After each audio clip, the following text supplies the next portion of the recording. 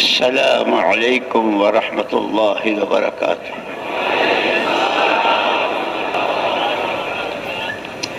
بسم اللہ الرحمن الرحیم۔ الحمد للہ نحمده ونستعینه ونستغفره ونؤمن به ونتوکل علیہ ونعوذ باللہ من شرور انفسنا ومن سیئات اعمالنا من يهده الله فلا مضل له ومن يضلله فلا هادي له ونشهد أن لا إله إلا الله وحده لا شريك له ونشهد أن سيدنا ونبينا ومولانا محمدا عبده ورسوله صلوات الله وسلامه على سيدنا ومولانا محمد وعلى آله وصحبه وبارك وسلم تسليما كثيرا كثيرا. أما بعد فأعوذ بالله من الشيطان الرجيم. بسم الله الرحمن الرحيم. وما هذه الحياة الدنيا إلا لهو ولعب وإن الدار الآخرة لهي الحيوان لو كانوا يعلمون.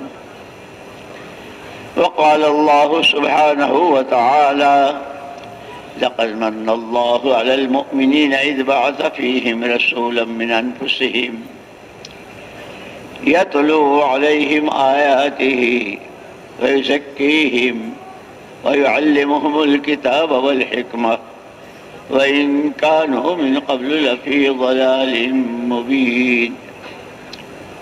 وقال الله سبحانه وتعالى لقد كان لكم في رسول الله أسوة حسنة. وقال الله سبحانه وتعالى وما آتاكم الرسول فخذوه وما نهاكم عنه فانتهوا.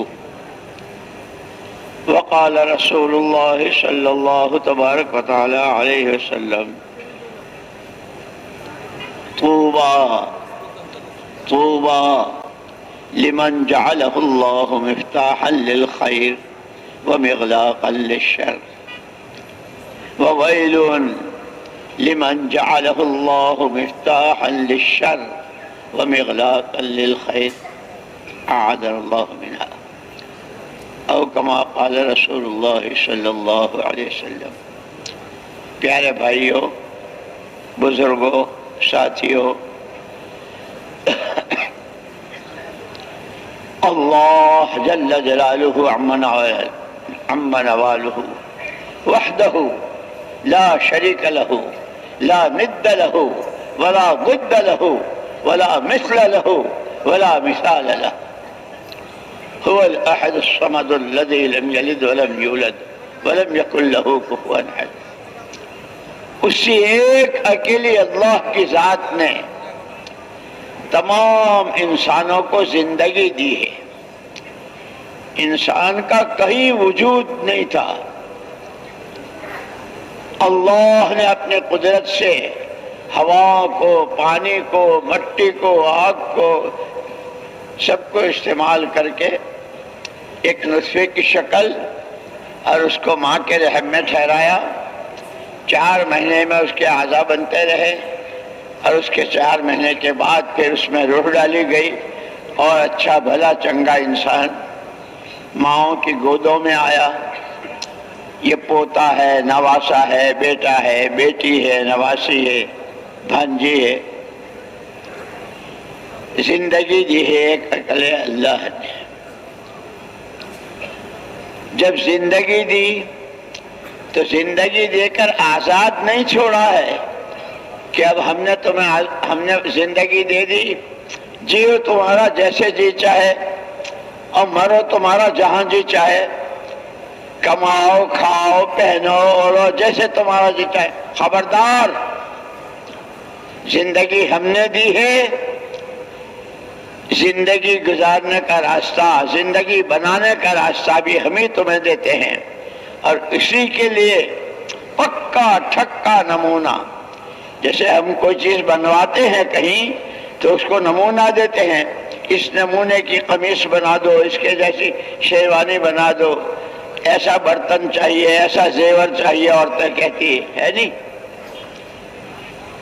कि जो जिंदगी जिस अल्लाह ने दी है, जिस जिंदगी को में अल्लाह जो चाहते हैं कि बंदे की जिंदगी कैसी हो, बंदी की जिंदगी कैसी हो, इसके लिए अल्लाह पाक ने बहुत पक्का ठक्का नमूना मुहम्मदुर रसूलुल्लाह सल्लल्लाहु अलैहि वसल्लम की ज़ात अक़दस और खुद फरमा दिया, हमने उनको तुम्हारे लिए न सच्चा पक्का नमूना लक़द काना लकुम फ़ी रसूलिल्लाह, और साथ के साथ कह दिया जो नबी दें उससे ले लो और जिससे रोके उससे रुक जाओ। नहमदुहु व नुसल्ली अला रसूलिहिल करीम, अम्मा बाद। काबिल एहतराम बुजुर्गों, दोस्तों और भाइयों, मुअज़्ज़ज़ मेहमान, সর্বপ্রথম আল্লাহ তাআলার হামদ ও সানা পড়ে হুজুর সাল্লাল্লাহু আলাইহি ওয়াসাল্লামের উপরে দরুদ শরীফ পাঠ করেন। এরপরে কোরআনে কারীমের কয়েক জায়গা থেকে পরিপূর্ণ খণ্ড আয়াত তেলাওয়াত করেন এবং শেষে হুজুর সাল্লাল্লাহু আলাইহি সাল্লামের হাদিসে মুবারাকা থেকে একটা হাদিস উনি নকল করেন। এরপরে বলেন যে আল্লাহ, যার কোনো শরীক নাই, যার মতো কেউ নাই, যিনি কারো মতন না, এক একক অদ্বিতীয়, ওই আল্লাহ তাআলা একাই আপন কুদরতের দ্বারা আগুন, পানি, বাতাস, মাটি সৃষ্টি করছেন। ওই চারটের সমন্বয়ে আল্লাহ তাআলা এক ফোঁটা নাপাক পানি তৈরি করছেন। ওই নাপাক পানিটাকে মায়ের রেহেমের মধ্যে, গর্ভের মধ্যে আল্লাহ তাআলা পৌঁছানোর ব্যবস্থা করছেন।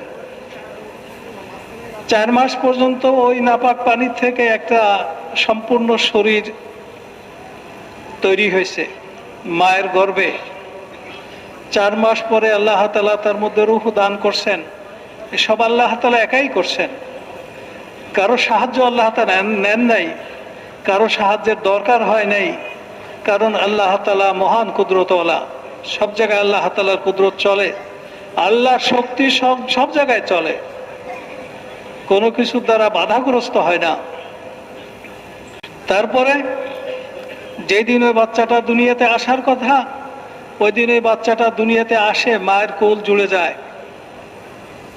এরাই কারো ছেলে সন্তান, কারো নাতি পুতনি, নাতি নাতনি, কারো পুতি পুতনি। এই সংসার এভাবেই আল্লাহ তাআলা সাজাইছেন।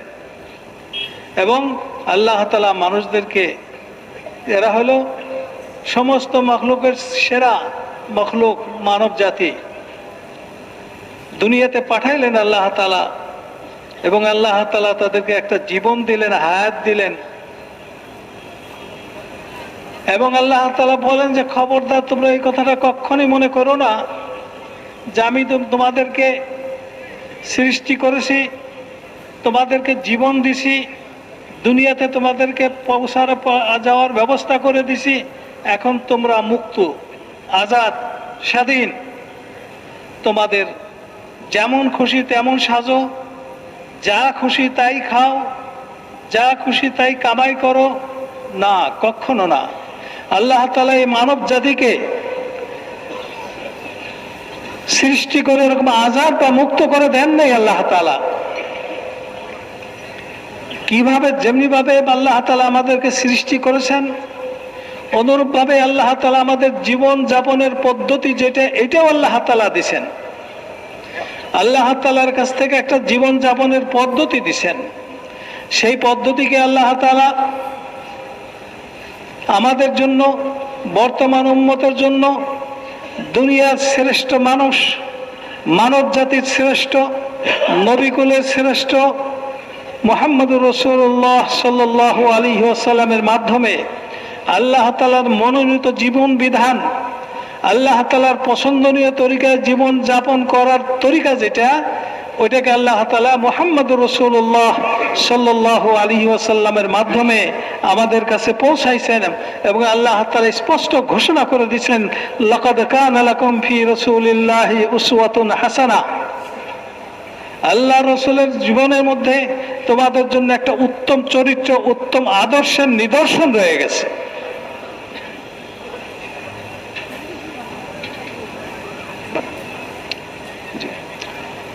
इसीलिए यूं कहा गया, हर इंसान की दो जिंदगियां हैं, एक मरने से पहले की और एक मरने के बाद की।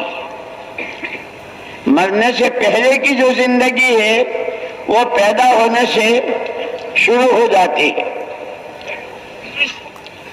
और उसका सफर इमाम गजाली रहमतुल्लाह अलैह ने लिखा है कि बच्चा जब पैदा होता है तो माँ बाप तो बहुत खुशियां मनाते हैं, मिठाइयों के डब्बे तकसीम करते हैं, अकीका करते हैं, मुन्ना आया, बेटा आया, पोता आया, है नी? लेकिन जैसे ही वो पैदा हुआ उसका सफर शुरू हो गया। एक दिन का हुआ, 2 दिन का हुआ, 10 साल का हुआ, 40 साल का हुआ, ये इतना सफर आखिरत की तरफ कर चुका है। ये जितना मजमा है, जिसकी जो उम्र, इतने दिन हम तुम सब, ये बोलने वाला भी और आप सुनने वाले भी, सब इतना आखिरत की तरफ चल चुके हैं जो मरने के बाद की जिंदगी है। मरने से पहले की जिंदगी बहुत मुख्तसर। हुज़ूर अकरम सल्लल्लाहु अलैहि वसल्लम ने फरमाया, अमार उम्मती मा बैन 60 व 70, औ कमा क़ाल अलैहिस्सलातु वस्सलाम, मेरी उम्मत की आम दरमियानी उम्मत उम्र 60-70 के बीच नहीं, 80-90-100 बहुत कम। इसके बाद की जो जिंदगी है वो मरने के बाद की, कि वो खत्म ही नहीं होगी। वन्नद्दार आखिरत लहियल हैवान, हमेशा हमेश की। लेकिन अजीब बात यह है कि ये जिंदगी थोड़ी सी है, थोड़े दिनों की है, बचपना है, जवानी है, बुढ़ापा है, ये और आते हैं। ये जिंदगी बहुत कीमती है। सकरात में आसानी या सख्ती, कब्र जन्नत की क्यारी या जहन्नम का घड़ा, पुलसिराज से बिजली की तरह पार होना या आंखों में फंसकर जहन्नम में गिरना।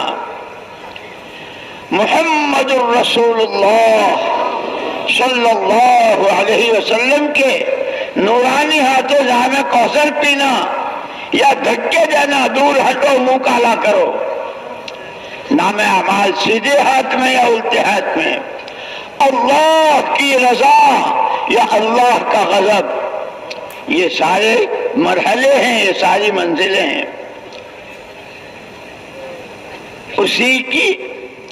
उसकी तैयारी के लिए 5 दिन की जिंदगी है। कुल जिंदगी कितनी है? 5 दिन की। एक दिन हफ्ते के 7 दिन होते हैं, एक दिन पैदाइश का निकाल दो, एक दिन मरने का निकाल दो, 5 दिन रह गए। 5 ही दिन हैं। और मरने के बाद की जिंदगी में हशर के मैदान में किसी के पैर सरक नहीं सकेंगे, कोई जर्रा बराबर हरकत नहीं कर सकेगा जब तक के 5 बातों का जवाब न दे दे। जिंदगी कहाँ बिताई, जवानी कहाँ लुटाई, माल कहाँ से कमाया,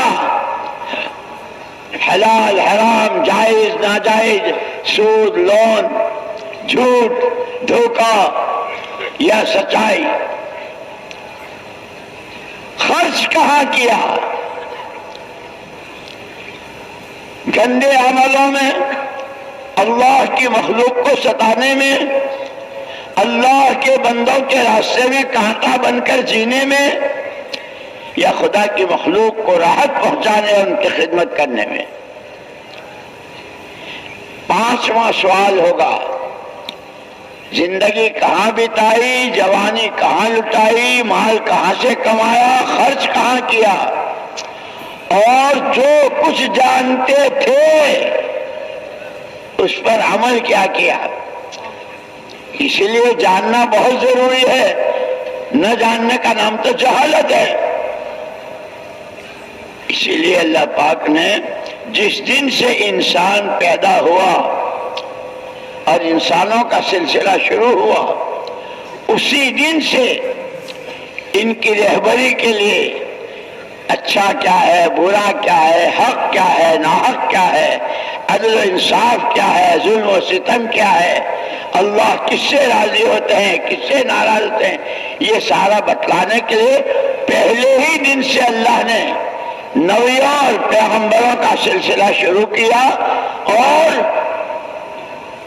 आसमान की किताबें, तौरात, ज़बूर, इंजील, सहीफे नबी भेजे नमूने के और इल्म भेजा किताबों की शक्ल में।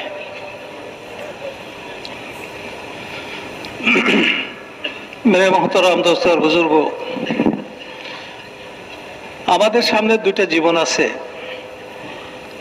একটা হলো মৃত্যুর আগ পর্যন্ত, আর একটা হলো মৃত্যুর পরে শুরু হবে, মৃত্যুর থেকে শুরু হবে। মৃত্যুর আগ পর্যন্ত জীবনটা অত্যন্ত সংক্ষিপ্ত, মৃত্যুর পরে জীবন অফুরন্ত। ওয়াইন্নাদ দারাল আখিরাতা লাহিয়াল হায়াওয়ান, আখিরাতের জীবন অনেক লম্বা। মানুষের যখন জন্ম হয়, মানুষের ঘরে যখন বাচ্চার জন্ম হয়, ওই দিন বড় আনন্দের দিন হয়। আত্মীয় স্বজনের বাড়িতে, বন্ধু বান্ধবদের বাড়িতে মিষ্টির প্যাকেট পাঠায়, আকিকা করে, কত রকমের কত আনন্দ ফুর্তি করে।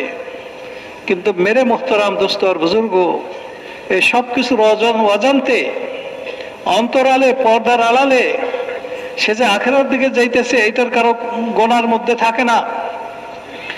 আমরা এখানে যতজন উপস্থিত আছি, যার বয়স যতদিনই হোক না কেন, এতদিনের সফর আমরা আখেরাতের দিকে করে শেষ করে ফেলছি। খুব বেশি দিন বাকি নাই। দুনিয়াতে আখেরাতের দিকে সফর করার সময় খুব বেশি দিন বাকি নাই। হুজুর সাল্লাল্লাহু আলাইহি সাল্লাম ইরশাদ করেন,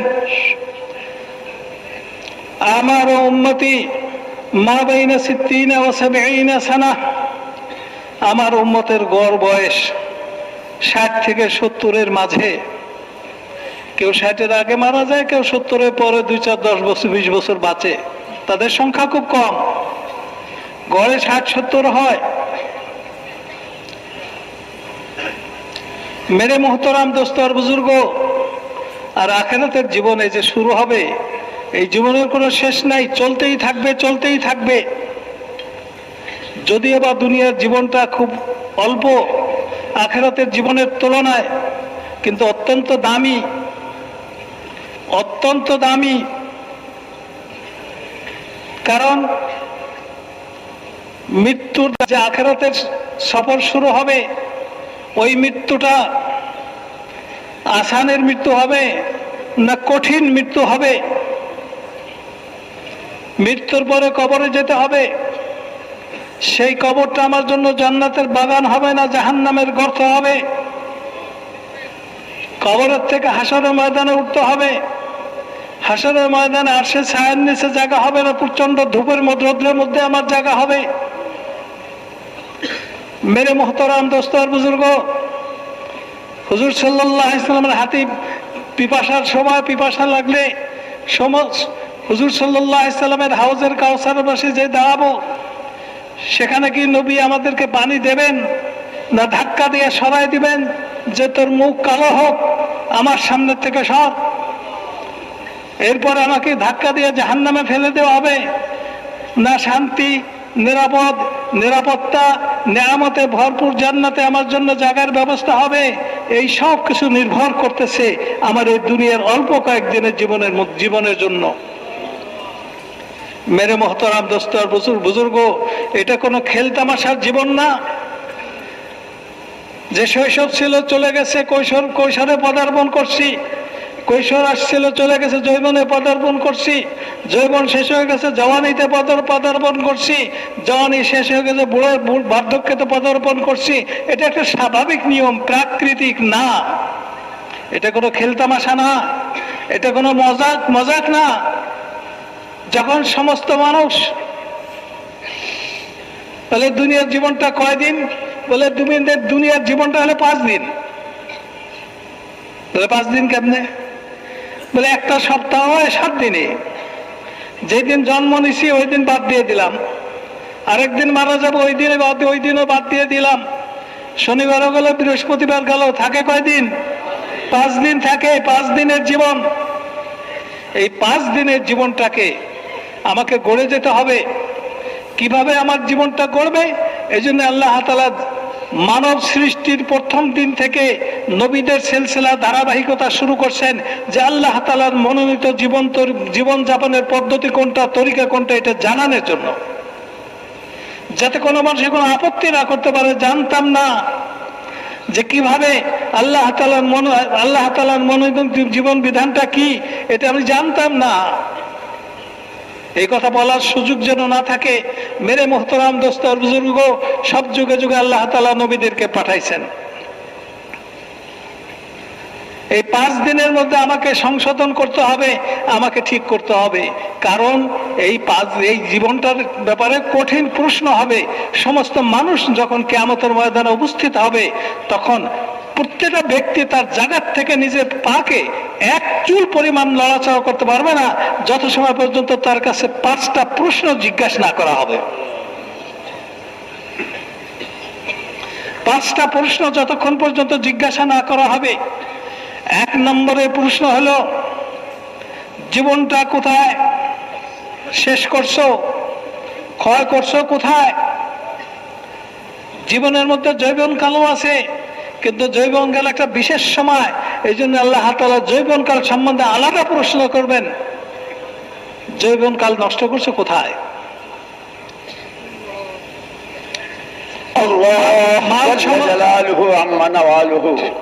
মাল সম্বন্ধে জিজ্ঞাসা করবেন, মাল কোথার থেকে কামাই করছো?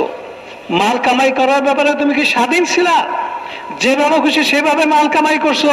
সুদ, ঘুষ, জুলুম, নির্যাতন, অন্যের হক নষ্ট করা, এই সব কিছুকে ব্যবহার করে তুমি মাল কামাই করছো, না হালাল হারামের পরেও তুমি মাল কামাই করছো? জিজ্ঞাসা করা হবে। জিজ্ঞাসা করা হবে মাল কোথায় খরচ করছো। মেরে মোহতারাম দোস্ত আর বুজুর্গ, শেষ প্রশ্ন আল্লাহ তাআলা জিজ্ঞাসা করবেন। শেষ প্রশ্ন আল্লাহ তাআলা জিজ্ঞাসা করবেন, দিন যতটুকু শিখছিলা তার মধ্যে আমল কতটুকু করছো? মেরে মোহতারাম দোস্ত আর বুজুর্গ, আল্লাহ তাআলা আমাদেরকে দিন শিখার জন্য দুনিয়াতে পাঠাইছেন। না শিখার নাম তো জাহালাত, মূর্খতা, অজ্ঞতা। অজ্ঞ থাকার জন্য আল্লাহ তাআলা আমাদেরকে দুনিয়াতে পাঠান নেই, বরং নবী পাঠাই আল্লাহ তাআলা দেখাই দিয়েছেন যে তার কাছ থেকে শিখো, তার জীবনের থেকে শিখো, আমাদেরকে শেখার জন্য দিচ্ছেন। তো মেরে মোহতারাম দোস্ত আর বুজুর্গ, সময় খুব অল্প, হায়াত খুব ছোট, দুনিয়ার জীবনটা। আখিরাতের হায়াতের কোনো শেষ নাই, কিন্তু আখিরাতের ভালো মন্দ সবকিছু নির্ভর করতেছে আমাদের দুনিয়ার সামান্য হায়াতের উপরে। मुहम्मदुर रसूलुल्लाह सल्लल्लाहु अलैहि वसल्लम ने फरमाया, अल खल्क़ अयालुल्लाह, अल खल्क़ अयालुल्लाह, अहब्बुन नास इलल्लाह अनफअहुहुम लिन्नास, औ कमा क़ाल अलैहिस्सलाम। तमाम मखलूक, तमाम इंसान अल्लाह का कुम्मार कबीला है। इस कबीले को जो नफा पहुंचाता है, जो राहत पहुंचाता है, وہ اللہ کا بہت محبوب ہے. اسی لیے اللہ نے سب سے پہلے بندوں کا نفع کس میں ہے، نقصان کس میں ہے، اچھا کیا ہے، برا کیا ہے، وہ بتانے کے لیے نبی و پیغمبر علیہ الصلوۃ والتسلیمات کا سلسلہ شروع کیا. تمام نبی، تمام پیغمبر علیہ الصلوۃ والتسلیمات کی، جو جس امت کے لیے آئے، جس علاقے کے لیے آئے، جتنوں کے لیے آئے، ہر ایک نے پہلی آواز لگائی، لوگوں اللہ کو مانو، ایسا مانو جیسا وہ اپنی ذات و صفات میں ہے. آمنت باللہ کما ہو باسمائہ وصفاتہ وقبلت جمیع احکام.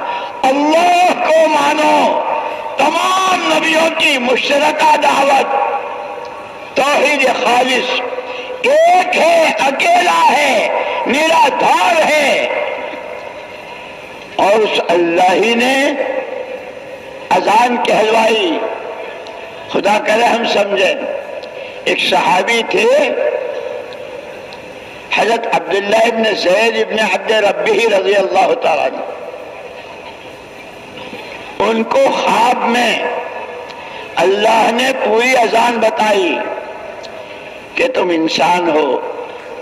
حضور اکرم صلی اللہ علیہ وسلم معراج سے تشریف لائے، نماز لائے کہ اب نماز کیسے پڑھیں، نماز کے لیے کیسے جمع ہوں.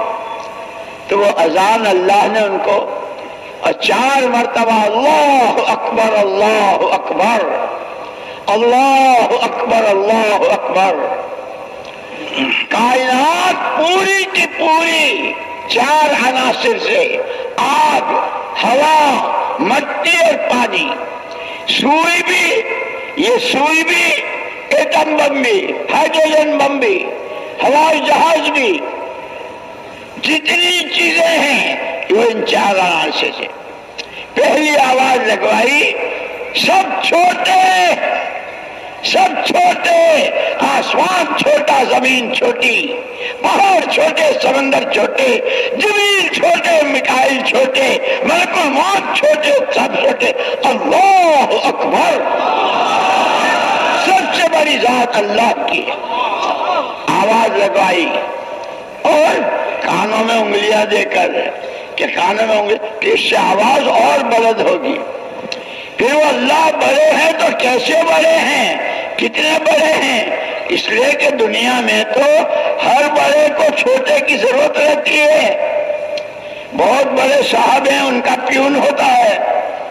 بڑے آدمی کا کوئی خادم ہوتا ہے، ہوتا ہی نہیں ہوتا ہے. کہ یہ اللہ کتنے بڑے اور کیسے بڑے. اشہد ان لا الہ الا اللہ، وہ ایک اکیلی ذات اللہ کی، اسے کسی کی ضرورت نہیں، کسی کا وہ محتاج نہیں. اسی لیے ایک مرتبہ جب حضور اکرم صلی اللہ علیہ وسلم نے انشاءاللہ نہیں کہا تھا تو جبریل امین جو پیغام لے کر آتے تھے ان کو روک دیا تھا. 15 دن کے بعد آئے. جبریل تم آتے نہیں. وما نتنزل الا بامر ربک، ہمارا آنا، ہمارا رکنا، ہمارا کہنا آپ کے رب کے امر سے، حکم سے ہے. آپ نے انشاءاللہ نہیں کہی تھی. ایک اکیلی ذات اللہ کی. اشہد ان لا الہ الا اللہ. وہ زمینوں کا محتاج، نہ آسمانوں کا، فرشتوں کا، نہ انسانوں کا، دنیا کی کسی چیز کا محتاج، اکیلا تنے تنہا اپنی قدرت سے کرنے والا. اس کو پہچاننا ہے، اس کو راضی کرنا ہے. اور یہی تمہاری زندگی کا مقصد ہے کہ زندگی تمہیں اسی لیے دی ہے کہ تمہیں ہمیں راضی کر کے ہمارے پاس آنا ہے. کہ راستہ اس کا اشہد ان محمد الرسول اللہ.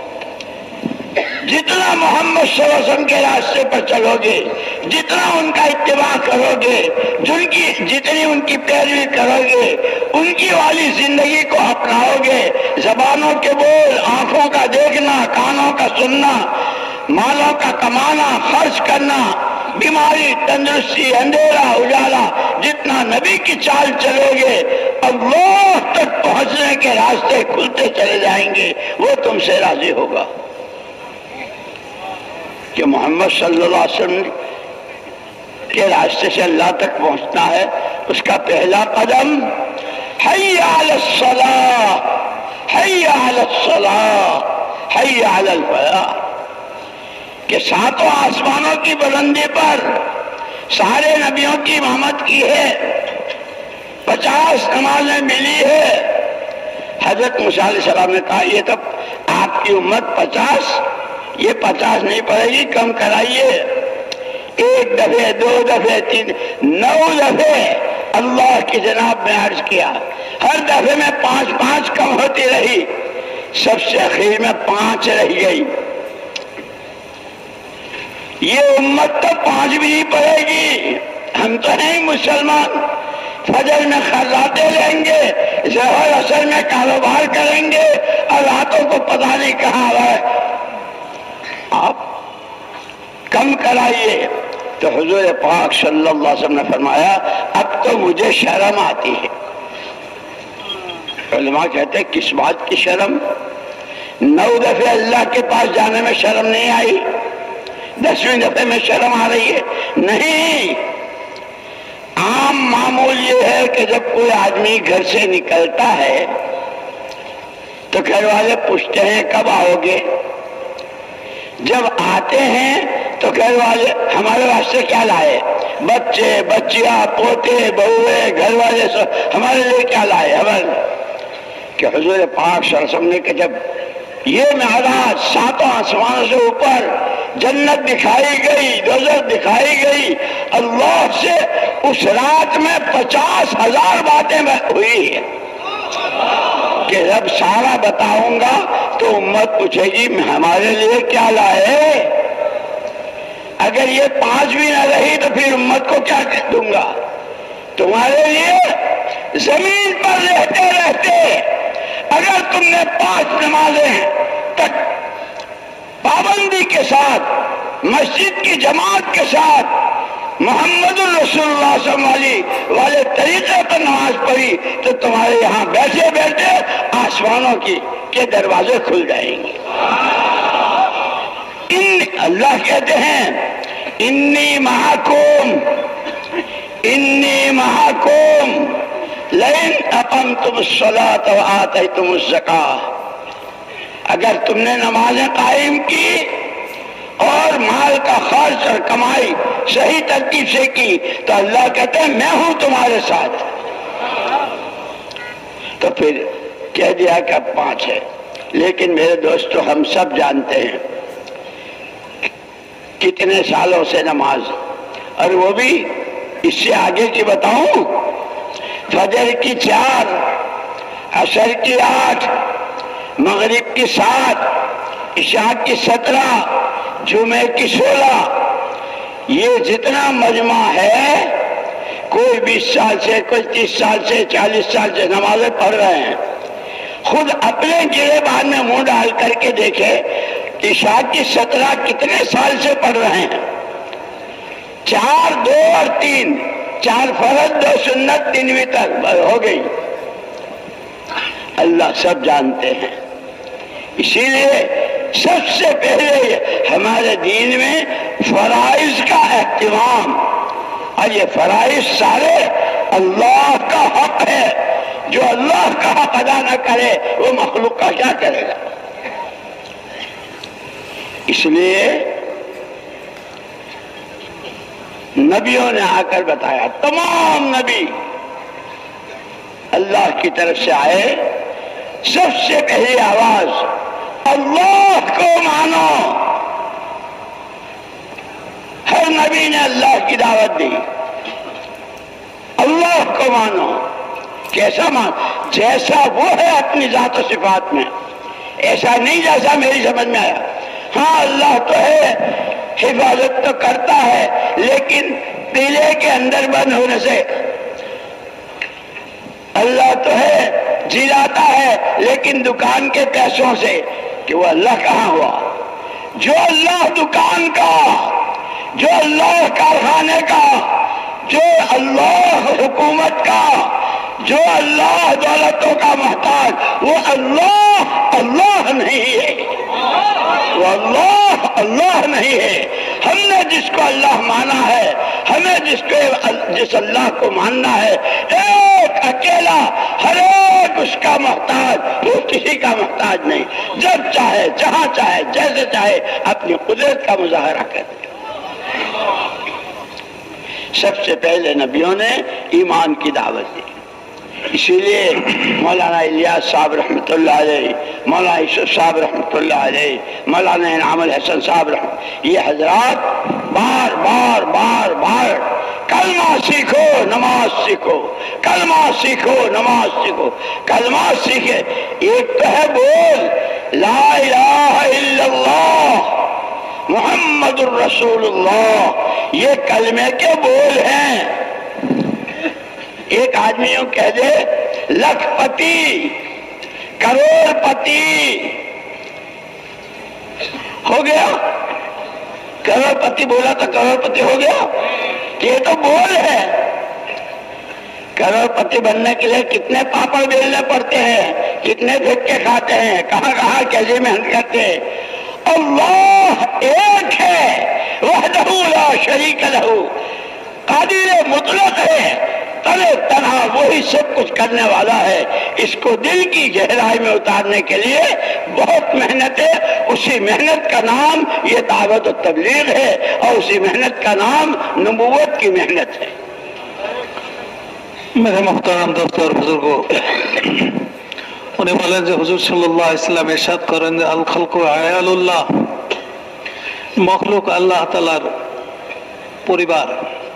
সমস্ত মখলুক, শুধু মানুষ না, সমস্ত মখলুক আল্লাহ তাআলার পরিবারভুক্ত। এদের মধ্যে সবচেয়ে উত্তম হলো ওই যার দ্বারা আল্লাহ তাআলার অন্যান্য মখলুক উপকৃত হয়, সেই হলো শ্রেষ্ঠ। मेरे मोहतरम दोस्त और बुजुर्ग, এই শিক্ষা দেওয়ার জন্য আল্লাহ তাআলা নবীদেরকে পাঠাইছেন। সমস্ত নবীরাই শিক্ষা দিয়েছেন। সমস্ত নবীদের প্রথম শিক্ষা ছিল ঈমানের শিক্ষা। ঈমানের শিক্ষার মধ্যে কিভাবে ঈমান আনতে হবে, বলে যে আমানতু বিল্লাহি কামা হুয়া বিআসমাইহি ওয়া সিফাতিহি, আমি আল্লাহর উপর ঈমান আনলাম। আল্লাহ তাআলার গুণবাচক যত নাম আছে এবং আল্লাহ তাআলার জাতিবাচক নাম তার সমন্বয়ে, এমন না যে যেমন আমার যেভাবে মনে চাইলে ওইভাবে ঈমান আনলাম, না, ঈমান আনারও তরিকা আছে, পদ্ধতি আছে। আল্লাহ তাআলা যেমন ঠিক সেইভাবে ঈমান আনতে হবে। আল্লাহ তাআলা কেমন? আল্লাহ তাআলা এক, আল্লাহর কোনো শরীক নাই। আল্লাহ তাআলা কারো মুহতাজ নন। সমস্ত মখলুক, সমস্ত সৃষ্টি আল্লাহ তাআলা মুখাপেক্ষী, আল্লাহ তাআলা কারো মুখাপেক্ষী নন। আল্লাহ তাআলা মহান কুদরতওয়ালা, আল্লাহ তাআলার ইচ্ছাকে কেউ রোধ করতে পারে না। আল্লাহ তাআলা যা করতেছেন সেখানে কেউ বাধা দিতে পারে না। এইভাবে আল্লাহ তাআলার ঈমান আনতে হবে। কেমন ভাবে ঈমান আনতে হবে? যে আল্লাহ তাআলা সবচেয়ে বড়, আল্লাহ তাআলা সবচেয়ে বড়, আল্লাহর সমকক্ষ কেউ নেই, আল্লাহ তাআলা সবচেয়ে বড়। এই বড়ত্বটা মানুষের অন্তরের মধ্যে বসানোর জন্য আল্লাহ তাআলা একজন ফেরেশতা দিয়া এক সাহাবীকে আযান শিখাইছেন যে আল্লাহ তাআলা বড়। সেখানে 4 বার বলা হয়েছে আল্লাহু আকবার। 4 বার কেন বলা হলো? বলে সমস্ত মাখলুকের সৃষ্টি হলো 4 জিনিসের সমন্বয়ে। কয় জিনিসের সমন্বয়? 4 জিনিস, মূল ধাতু 4টা। একটা হলো পানি, আর একটা হলো আগুন, আর একটা হলো বাতাস, আর একটা হলো মাটি। এই সব কিছু, এই 4 জিনিসের সমন্বয়ে সমস্ত মাখলুকের সৃষ্টি। একেবারে একটা সুয়ের থেকে নিয়ে সে অ্যাটম বোম পর্যন্ত। হ্যাঁ, ওর মধ্যে লোহা স্টিল যা ব্যবহার করা হয়েছে সব তো মাটির অংশ, মাটির মধ্যেই তো ছিল এগুলা, মাটির অংশ। তো মেরে মোহতারাম দোস্ত আর বুজুর্গ, চার ধাতুর সৃষ্টি। এই জন্য আল্লাহ তাআলা ওই সাহাবী আব্দুল্লাহ বিন যায়েদ বিন আব্দুর রাব্বিহি, ওনার কাছে ফেরেশতা পাঠাইলেন। ফেরেশতা স্বপ্নে ওনাকে আজান শিখাই দিলেন। দরকার পড়লো কেন? আল্লাহ তাআলা হুজুর সাল্লাল্লাহু আলাইহি ওয়াসাল্লামের উম্মতের জন্য 5 ওয়াক্ত নামাজকে ফরজ করছেন এবং জামাতের সাথে পড়তে হবে। এখন যে জামাত হবে মানুষে বুঝবে কেমনে? ডাক না দিলে বুঝবে কেমনে? কোনো আলামত না থাকলে বুঝবে কেমনে? তো কিভাবে ডাকা যায়? মশওয়ারা করে কোনো সিদ্ধান্তে যেতে পারলো না। তো কি করলো? পেরেশান, নবী পেরেশান, সাহাবীরা পেরেশান। আল্লাহ তাআলা পেরেশানি দূর করে দিলেন। ওই সাহাবীকে স্বপ্নের মাধ্যমে ফেরেশতা দিয়ে আল্লাহ তাআলা আজান শিখাই দিলেন। সেখানে কয়বার বলাইলেন? আল্লাহু আকবার 4 বার করে বলাইলেন। যে দেখো, যেহেতু 4 ধাতুর দ্বারা মখলুকের সৃষ্টি, সুতরাং এই 4 ধাতু তো আসল, কয়টার কি আসল? ওর চেয়ে আল্লাহ তাআলা অনেক বড়, শক্তিশালী।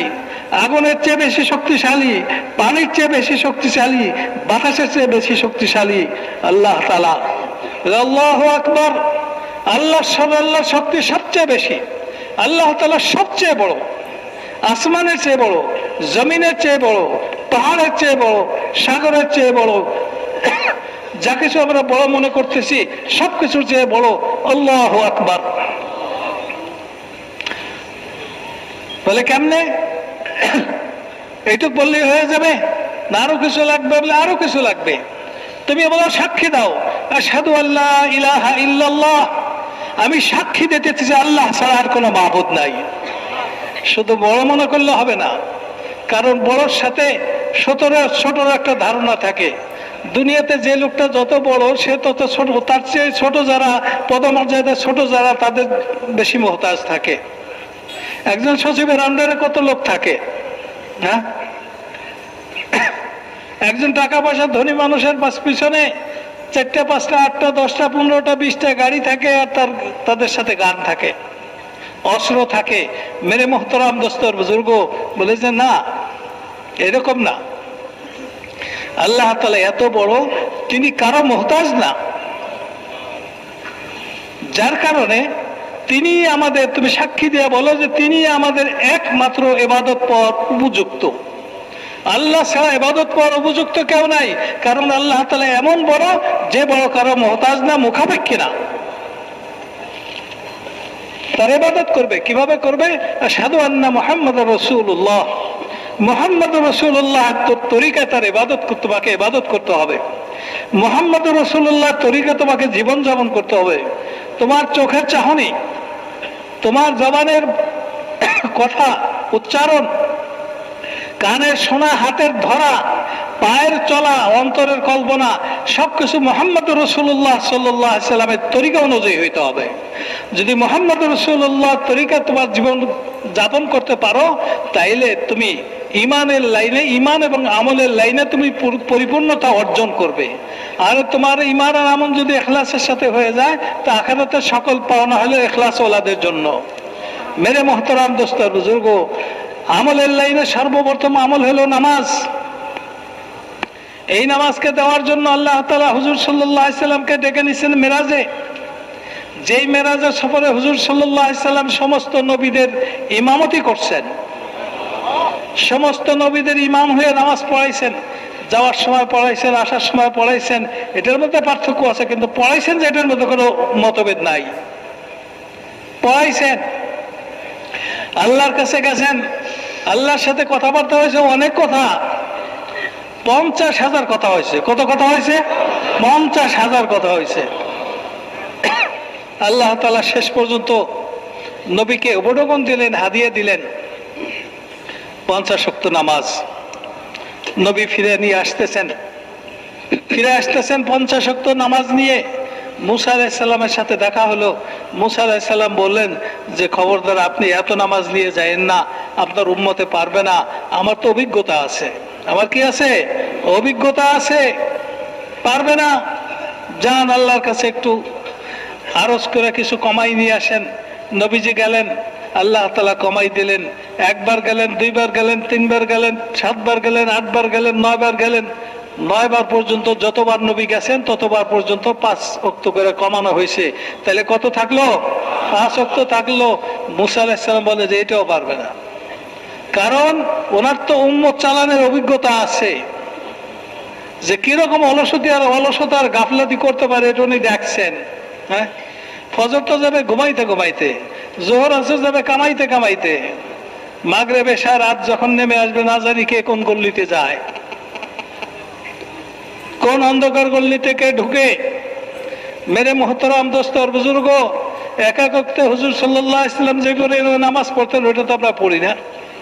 ফজরের 4টা ঠিক আছে, কিন্তু এশায় যে হুজুর সাল্লাল্লাহু আলাইহি ওয়াসাল্লাম এশার বেতের মাঝখানে যে কত রাকাত পড়তেন, কোনদিন এশার বেতের মাঝখানে হুজুর সাল্লাল্লাহু আলাইহি ওয়াসাল্লাম কোনদিন 4 রাকাত বেশি পড়তেন, কোনদিন 8 রাকাত বেশি পড়তেন, কোনদিন 12 রাকাত বেশি পড়তেন, কোনদিন 16 রাকাত বেশি পড়তেন।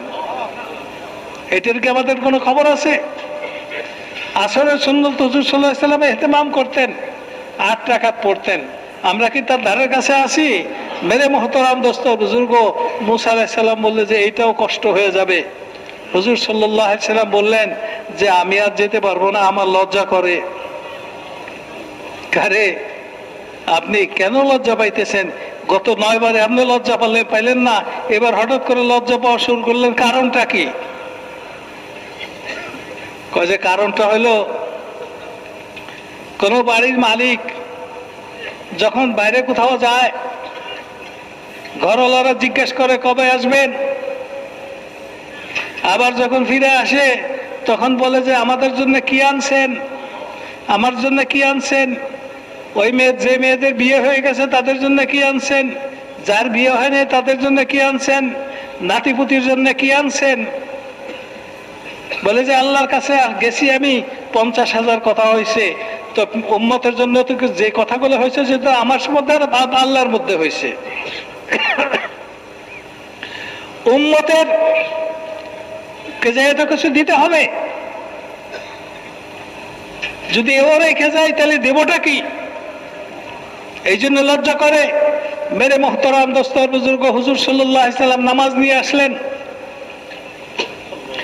নামাজ কিভাবে পড়তে হবে জিবরিল আলাইহিস সালাম দেখাই দিলেন, শিখাই দিলেন। ওক্ত কখন কখন তাও দেখাই দিলেন, বলে দিলেন।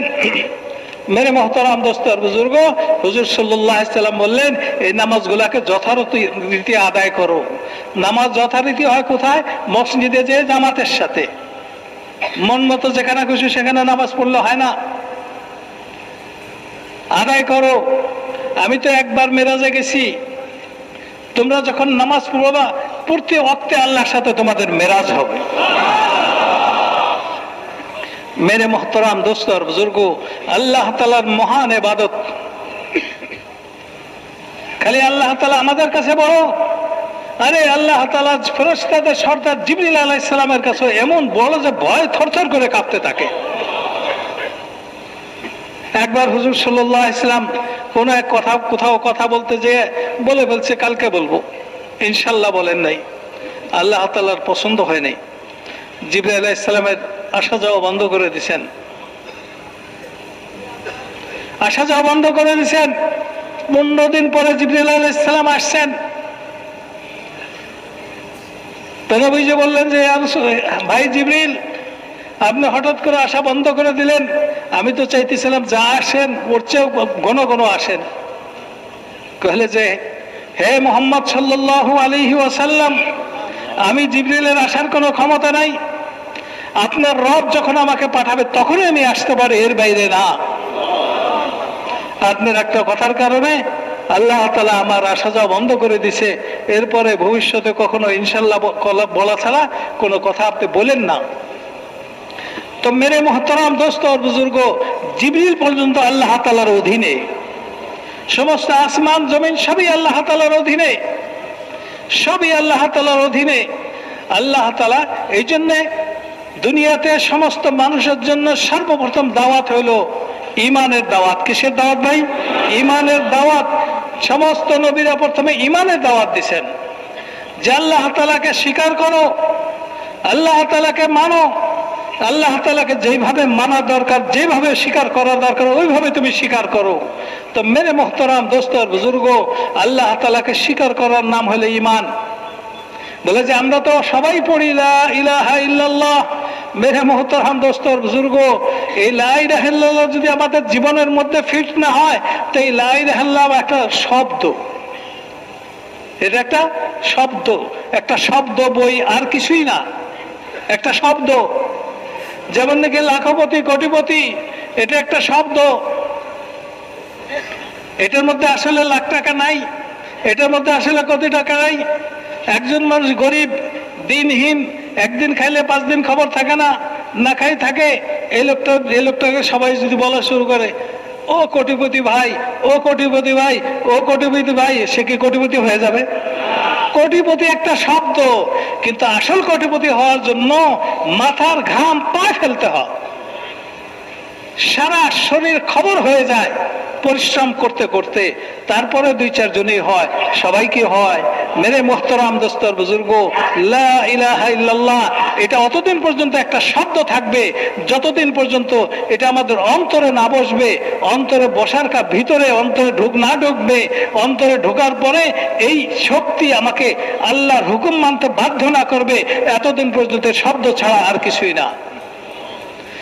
এই অন্তরে বসানোর নাম ঈমানটাকে, অন্তরে বসানোর নাম ঈমানের দ্বারা অন্তরটাকে আলোকিত করার নাম, ঈমান দ্বারা অন্তরটাকে নুরানি করার নাম, এবং আল্লাহ তাআলার হুকুম অনুযায়ী জীবনযাপন করা, হুজুর সাল্লাল্লাহু আলাইহি সাল্লামের ইত্তেবা করতে করতে, এইটার নাম হলো ঈমান আর আমল।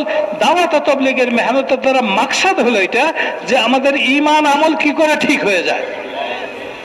এই যে আল্লাহ রাস্তাতে দৌড়াদৌড়ি ঘোরাঘুরি করি, দৌড়াদৌড়ির জন্য না, ঈমান আমল ঠিক করার জন্য।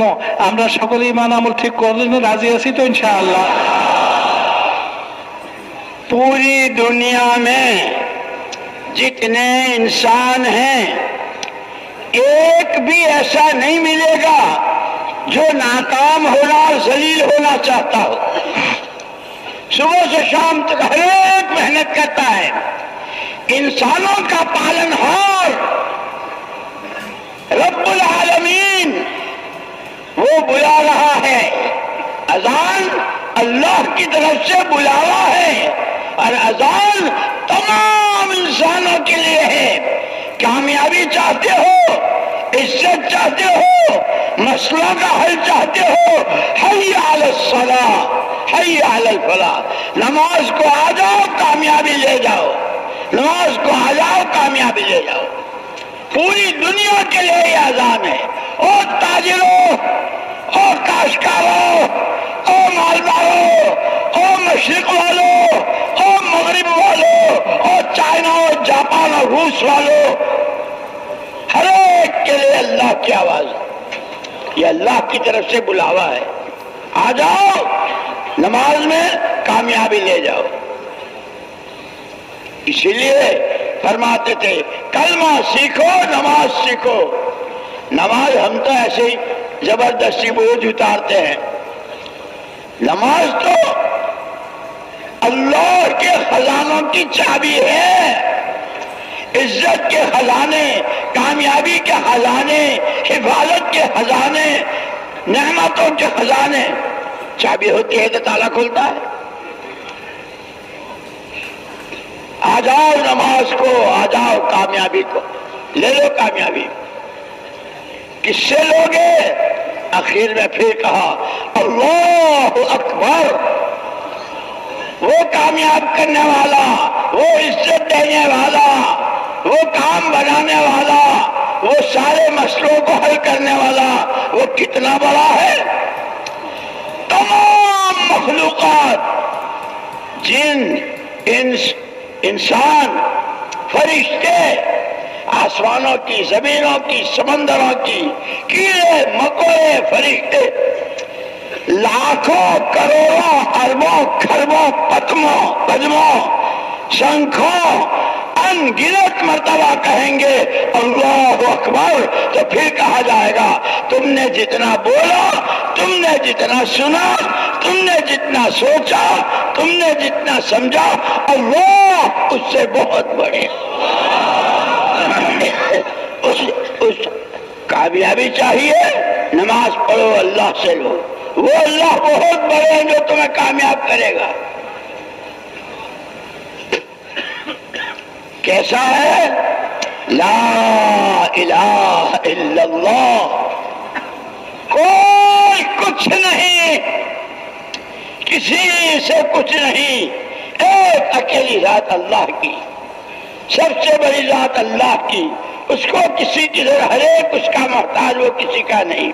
راستہ محمد الرسول اللہ صلی اللہ علیہ وسلم کا ہے، اور محمد الرسول اللہ صلی اللہ علیہ وسلم نے معراج سے لا کے نماز دی، نماز پہ آ جاؤ، کامیابی لے جاؤ، وہ اللہ بڑے، تمہاری ساری دنیا 10 دفعے ختم ہو جائے، اللہ کے خزانے میں کوئی کمی نہیں آئے گی۔ اللہ سے لینا سیکھو، ایک راستہ ہے، جیسے دکاندار دکان سے لیتا ہے، کھیتی والا کھیت سے لیتا ہے، نوکری والا نوکری سے لیتا ہے، حکومت والا حکومت سے لیتا ہے، اللہ سے لینا ہے، اس کی شان شان اس کے خزانوں سے لینا ہے۔ نماز سیکھ لو، کلمہ سیکھو، نماز سیکھو، کلمہ سیکھو، نماز سیکھو، کوئی کچھ نہیں۔ اس لیے مولانا الیاس صاحب رحمۃ اللہ علیہ فرماتے تھے، ہمارا یہ کام، ہماری یہ محنت، ہماری یہ دعوت، سب سے پہلے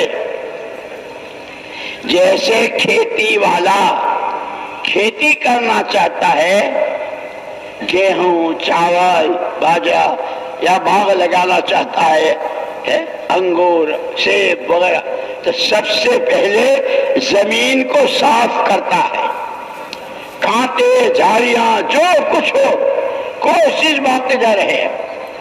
فرماتے تھے یہ انسانوں کے دل، یہ زمین ہے، دل کی زمین کو اللہ کے ہر غیر سے، زمین و آسمان کی جتنی چیزیں ہیں کوئی کچھ نہیں، اس سب پہ جھاڑو پھیر دو، اور اس پر ایسا بلڈوزر چلاؤ جیسے کھیتی والا ٹریکٹر چلاتا ہے، بلڈوزر چلاتا ہے، اور سب کچھ نکال دیتا ہے۔ اس کے بعد پھر بویائی کا زمانہ آتا ہے، بیج ڈالتا ہے، تو بیج بھی کاشتکار کوشش کرتا ہے اچھے سے اچھا بیج، چاولوں کا، گیہوں کا، باجرے، جو بھی۔ اس کے پاس پیسے نہ ہو تو قرضہ لیتا ہے، ادھار لیتا ہے، اور جب بیج لاتا ہے تو اس کو یوں پھینکتا ہے۔ اللہ کے خزانوں سے لینے کے لیے اللہ نے تمہیں جو کچھ دیا ہے، کھیتی والے کی طرح جانے لگاؤ، مال لگاؤ، صلاحیتیں لگاؤ، جانے لگاؤ، مال لگاؤ، صلاحیتیں لگاؤ۔ جب وہ بیج ڈال دیتا ہے، اس پر پانی پڑتا ہے، بیج سڑ جاتا ہے، وہ قربانی دے دیتا ہے، وہ قربانی دے دیتا ہے، سڑ جاتا ہے، دوسرے دن جا کے ڈھونڈنا چاہے تو مل نہیں سکتا، لیکن وحر اللہ واہ، وحر اللہ واہ، شکر ہے نعمت ہے تو چندہ کے نعمت ہے تو عذر ہے تقصیرات ماں چندہ کے تقصیرات۔ کیا کہنے تیرے، کیا کہنے تیرے، اس بیج پر کتنی مٹی، کتنی رکاوٹیں، اس سب کا جگر پھاڑ کر اتنے سے دانے کو کوپل کی شکل میں باہر لاتا ہے، پھر کوپل کو پودا بناتا ہے، درخت بناتا ہے، پتے، ڈالیں، پھول، پھل، اور پھر وہ پھل دنیا میں جاتے ہیں۔ یہ پرانے ہیں، یہ پرانے ہیں، کام میں ترقی چاہتے ہیں، اپنی ترقی چاہتے ہیں، کام میں ترقی ہوگی قربانیوں سے، جانیں اپنی کھپاؤ، مال اپنا لگاؤ، نیندیں اپنی قربان کرو، اپنے شوق قربان کرو، اپنی خواہشات قربان کرو، اللہ کا کلمہ بلند ہو جائے۔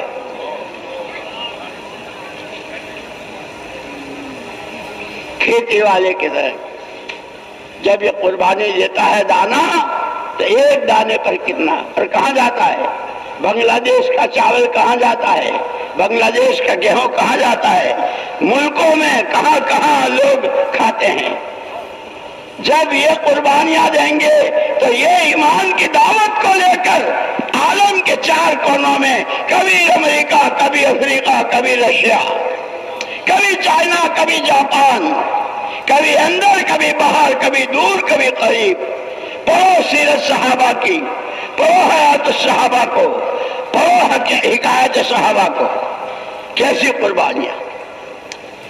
فرماتے تھے ایمان سیکھنا ہے، نماز کے ذریعے اللہ سے کامیابی لینی ہے، اور یہ اذان ساری دنیا کے تمام انسانوں کے لیے اللہ کا بلاوا ہے.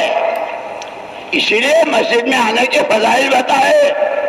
جو مسجد میں آتا ہے ہر قدم پر گناہ معاف، درجے بلند، نیکیاں لکھی جاتی. اور جمعے کے دن جو آتا ہے تو جمعے کے دن تو ایک قدم پر 1 سال کی عبادت کا ثواب. مسجد میں آتا ہے اللہ کا مہمان ہے. جیسے کوئی کسی کے گھر جاتا ہے اس کا مہمان ہوتا ہے اور گھر والا اس کا اکرام کرتا ہے، مسجد میں آنے والوں کی مہمانی تیار ہو رہی ہے، قیامت کے میدان میں سامنے آئے گی. یہ تمہارے مسجد میں آنے اور یہ تمہاری نمازوں کی پابندی کرنے کی یہ مہمانی اللہ نے تیار کی. اسی لیے میرے دوستو، اللہ کی ذات سب سے بڑی، اسے کسی کی ضرورت نہیں. مولانا الیاس صاحب رحمۃ اللہ علیہ فرماتے تھے ہمارے اس کام کی بنیاد دل کی دنیا سے، جیسے کھیتی والا زمین سے سارے کانٹے، جھاڑیاں اور ساری خضرہ و گھاس سب کو نکالتا ہے، اس دل میں جتنے گدھے گھوڑے، دولت، پیسے، ڈالر، ٹکا، آفیسیں، حکومتیں، عہدے، زمینیں، جتنا جو کچھ ہے اس سب پہ جھاڑو پھیرو، لا الہ لا الہ، کوئی کچھ نہیں الا اللہ، ایک ذات اللہ. کہ اس کو صاف کر کے پھر ایمان کا بیج ڈالو. اب اس کو پانی دو. پانی کیسے دو؟ قربانیوں سے، گشتوں سے، تعلیم سے، ذکر و تلاوت سے، تنہائی میں رونے سے، راتوں کے اندھیرے میں دعائیں مانگنے سے. بھوک برداشت کرو، پیاس برداشت کرو، تھکان برداشت کرو، اس سے پانی پہنچے گا ایمان کی جڑ کو. پھر جب یہ جڑ اپنی جگہ پکڑ لے گی تو پھر وہی دانے کو جیسے اللہ نکالتے ہیں یہ ایمان. پھر ایمان اس کی آنکھیں ایمانی، اس کے کان ایمانی، اس کی زبان ایمانی، اس کی کمائی ایمانی، اس کا گھر ایمانی، اس کی بیوی ایمان والی، اس کے سب ایمان ایمان ایمان. جس طرح یہ باغ کا پھل دنیا میں جاتا ہے، پھر یہ بنگلہ دیش کے پرانے یہ اپنی جان و مال اور صلاحیتوں کو لے کر اللہ کو راضی کرنے کے لیے، اپنی آخرت بنانے کے لیے دنیا کی 4 سمتوں میں پھریں گی. اور جس طرح حضور پاک صلی اللہ علیہ وسلم کے سر مبارک پر پیغمبری کا تاج رکھا گیا اور آپ کو ذمہ دار بنایا، یا ایھا النبی انا ارسلناک شاہدا وبشرا ونذیرا وداعیا الی اللہ باذنہ. آپ نے پہلی آواز لگائی ایھا الناس، او مشرق والوں، مغرب والوں، شمال والوں، جنوب والوں، گاؤں والوں، شہروں والوں، صوبوں والوں، قولوا لا الہ الا اللہ. سب کے لیے آپ نے آواز لگائی. اس سے دل کی زمین صاف ہوگی، دل میں ایمان کا بیج پڑے گا. پھر یہ قربانی، اس کے لیے نمازیں، روزے، زکوٰۃ، حج، یہ ساری اس کی غذا ہے. جیسے بیج کو خوراک دی جاتی ہے، ایسے اس ایمان کو وہ 4 نمازیں، روزے، زکوٰۃ، حج. اسی لیے کہتے ہیں ہمارا تیسرا نمبر جو ہے وہ سیکھنا سکھانا ہے. علم و ذکر، بغیر اس کے تو کچھ ہوتا ہی نہیں. بغیر बगैर बगैर पटरी के गाड़ी रेल चलती है भाई? बगैर पटरी की रेल चलती है? पटरी चलती है दो तरफ, है नहीं? ऐसे इस मेहनत के लिए ये इल्म और जिक्र ये पटरी है।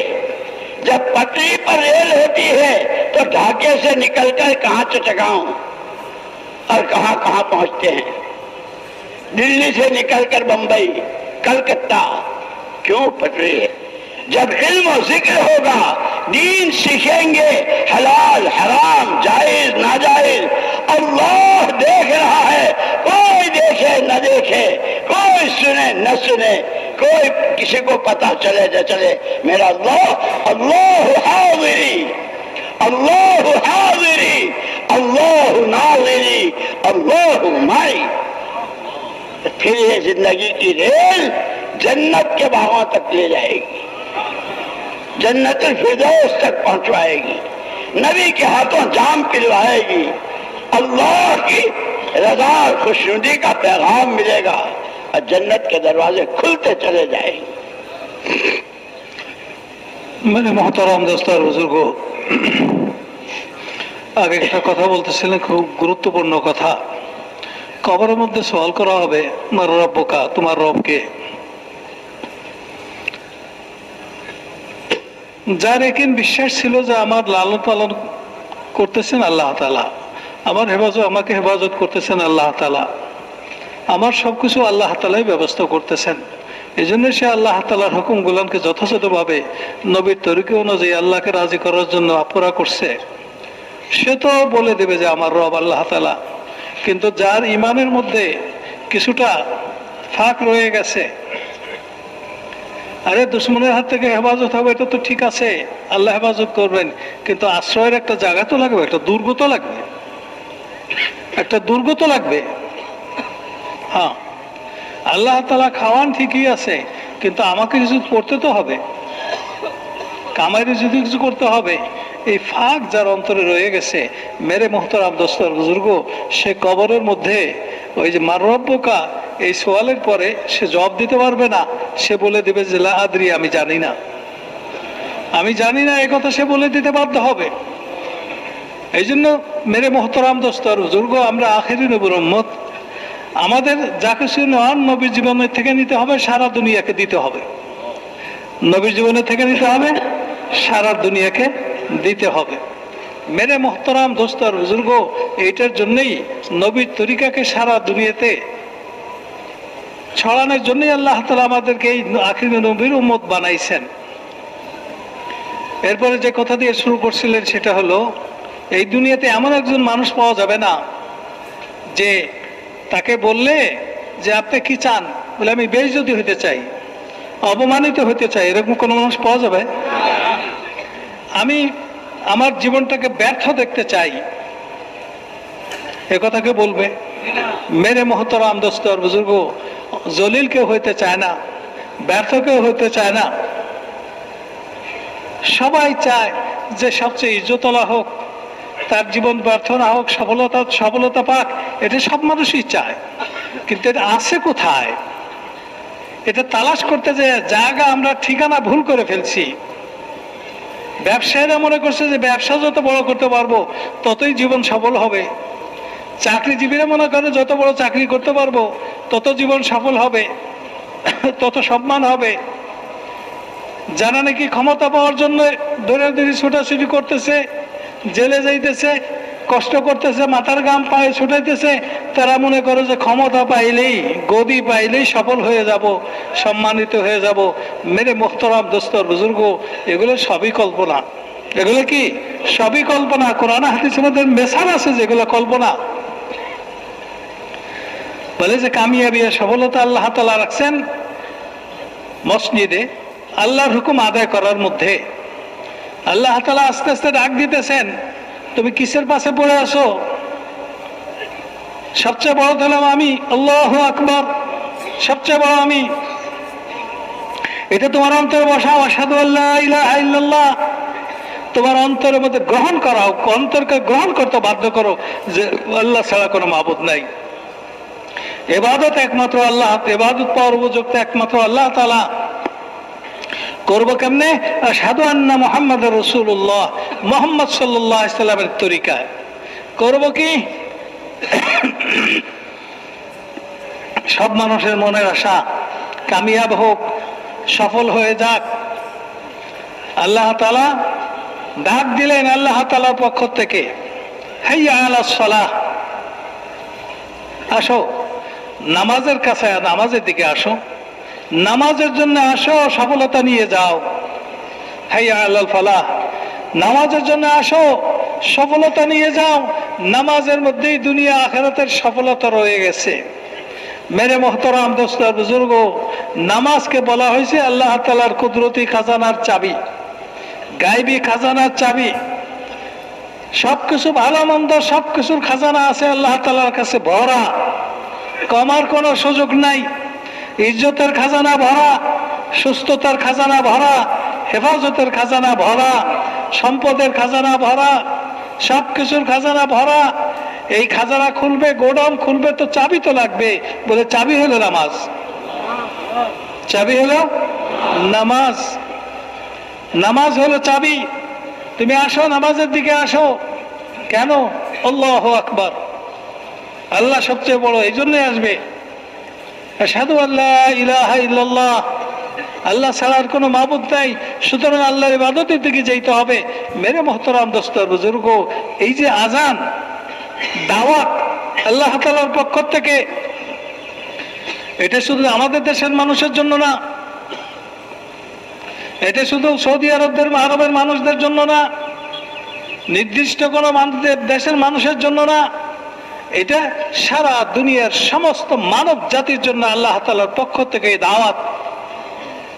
যা আসো ওই আল্লাহ তাআলার দিকে, যে আল্লাহ তাআলা সবচেয়ে বড়, যে আল্লাহ তাআলার ভালো মন্দের সকল খাজানা ভরা।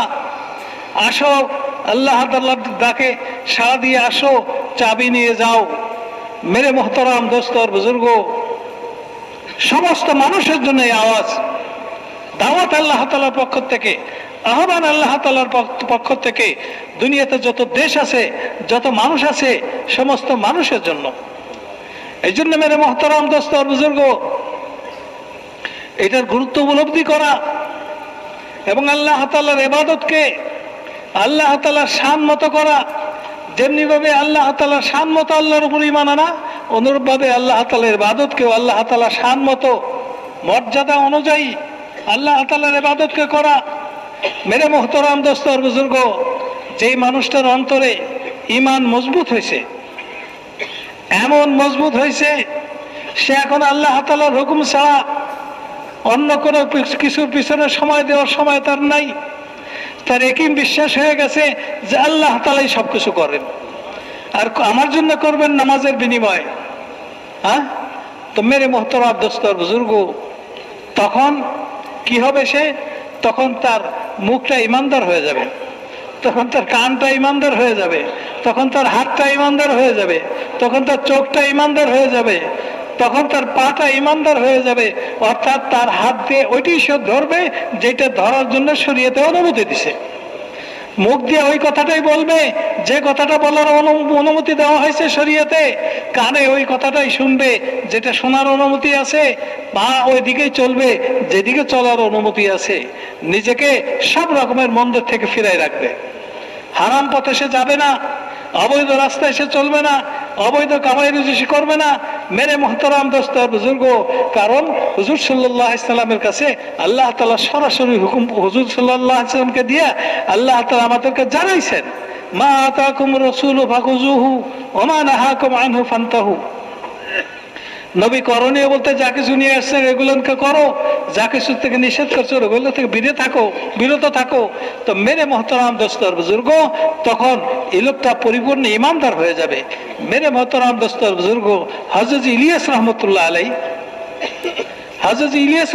আলাই বলতেন যে এইরকম ইমানকে শিখতে হবে, এইরকম আমলকে হাসিল করতে হবে, যে আমলের মধ্যে আমার ইয়াকিন থাকবে। কেমন ইমান শিখতে হবে? যে আল্লাহ তাআলা বড়, আল্লাহ তাআলাই সবকিছু করেন। এইরকম ইমান শিখার জন্য হযরত ইলিয়াস রহমতুল্লাহ বলতেন যে ওই কৃষকদের মতো হও। কিসের মতো হও? কৃষকদের মতো হও। কৃষকরা যখন কোনো ক্ষেতে ফসল বুনতে চায় বা কোনো জায়গায় বাগ বাগিচা লাগাইতে চায়, আমের বাগান, লেচুর বাগান, বিভিন্ন রকম ফলমূলের বাগান আছে, আঙ্গুর, আপেল, নাশপাতি, বেদানার বাগান আছে, লাগাইতে যখন চায় সর্বপ্রথম সে কামটা কি করে? সর্বপ্রথম জমিনটাকে সাফ করে। যত রকমের জঙ্গল আছে, ঘাস পাতা আছে, সবকিছুকে সে সাফ করে। কারণ ওই ঘাস পাতার মধ্যে বীজ দিলে ওই বীজে আর ফিরে কথা বলবে না। সর্বপ্রথম সাফ করে। এরপরে যদি সেচের ব্যবস্থা থাকে পানি ছাড়ে, সেচের ব্যবস্থা থাকলে বৃষ্টির অপেক্ষা করে। যখন বৃষ্টি হয় তখন সে বীজ সংগ্রহ করে। নিজের বাড়িতে যদি থাকে ভালো, আর নিজের বাড়িতে যেটা আছে এটা ভালো না, একটু সন্দেহজনক, তখন সারা গ্রামে হাটে হাটে ঘুরে বেড়ায় ভালো 1 নম্বরের বীজ কোথায় পাওয়া যাবে। যখন সে বীজ পায় তখন ওই জমিনের মধ্যে বীজ ছড়াই দেয়, জমিনের মধ্যে বীজ ছড়াই দেয়। আজকে যদি আপনি গম বুনে দেন জমিনের মধ্যে, মুসুরি বুনে দেন, তিল বুনে দেন, কালকে যে ওই 10 কেজি বুনছিলেন তো কালকে তালাশ করে আধা কেজিও পাবেন না। আধা কেজিও কালকে তালাশ করে পাওয়া যাবে না। মাটির নিচে কোথায় কোথায়, বড় বড় ঢেলার নিচে ফাঁকে ঝুঁকে কোথায় চলে গেছে দেখাও যায় না। এরপরে ওই বীজ কি করে? নিজেকে কোরবানির মধ্যে ডালে ওইটাকে পচায়, নিজেকে পচাই দেয়, এমন জায়গায় লুকায় নিজেকে যে জায়গায় লুকাইলে পচতে পারে। যখন ওই পচার পরে ওখান থেকে একটা অঙ্কুর বের হয়, ওই অঙ্কুরটা আস্তে আস্তে বড় হয়, কিছু দূর বড় হওয়ার পরে ওখানে মধ্যে পাতা হয়, তারপরে আস্তে আস্তে অনেক পাতা হয়, ডালপালা হয়, ছড়ায়।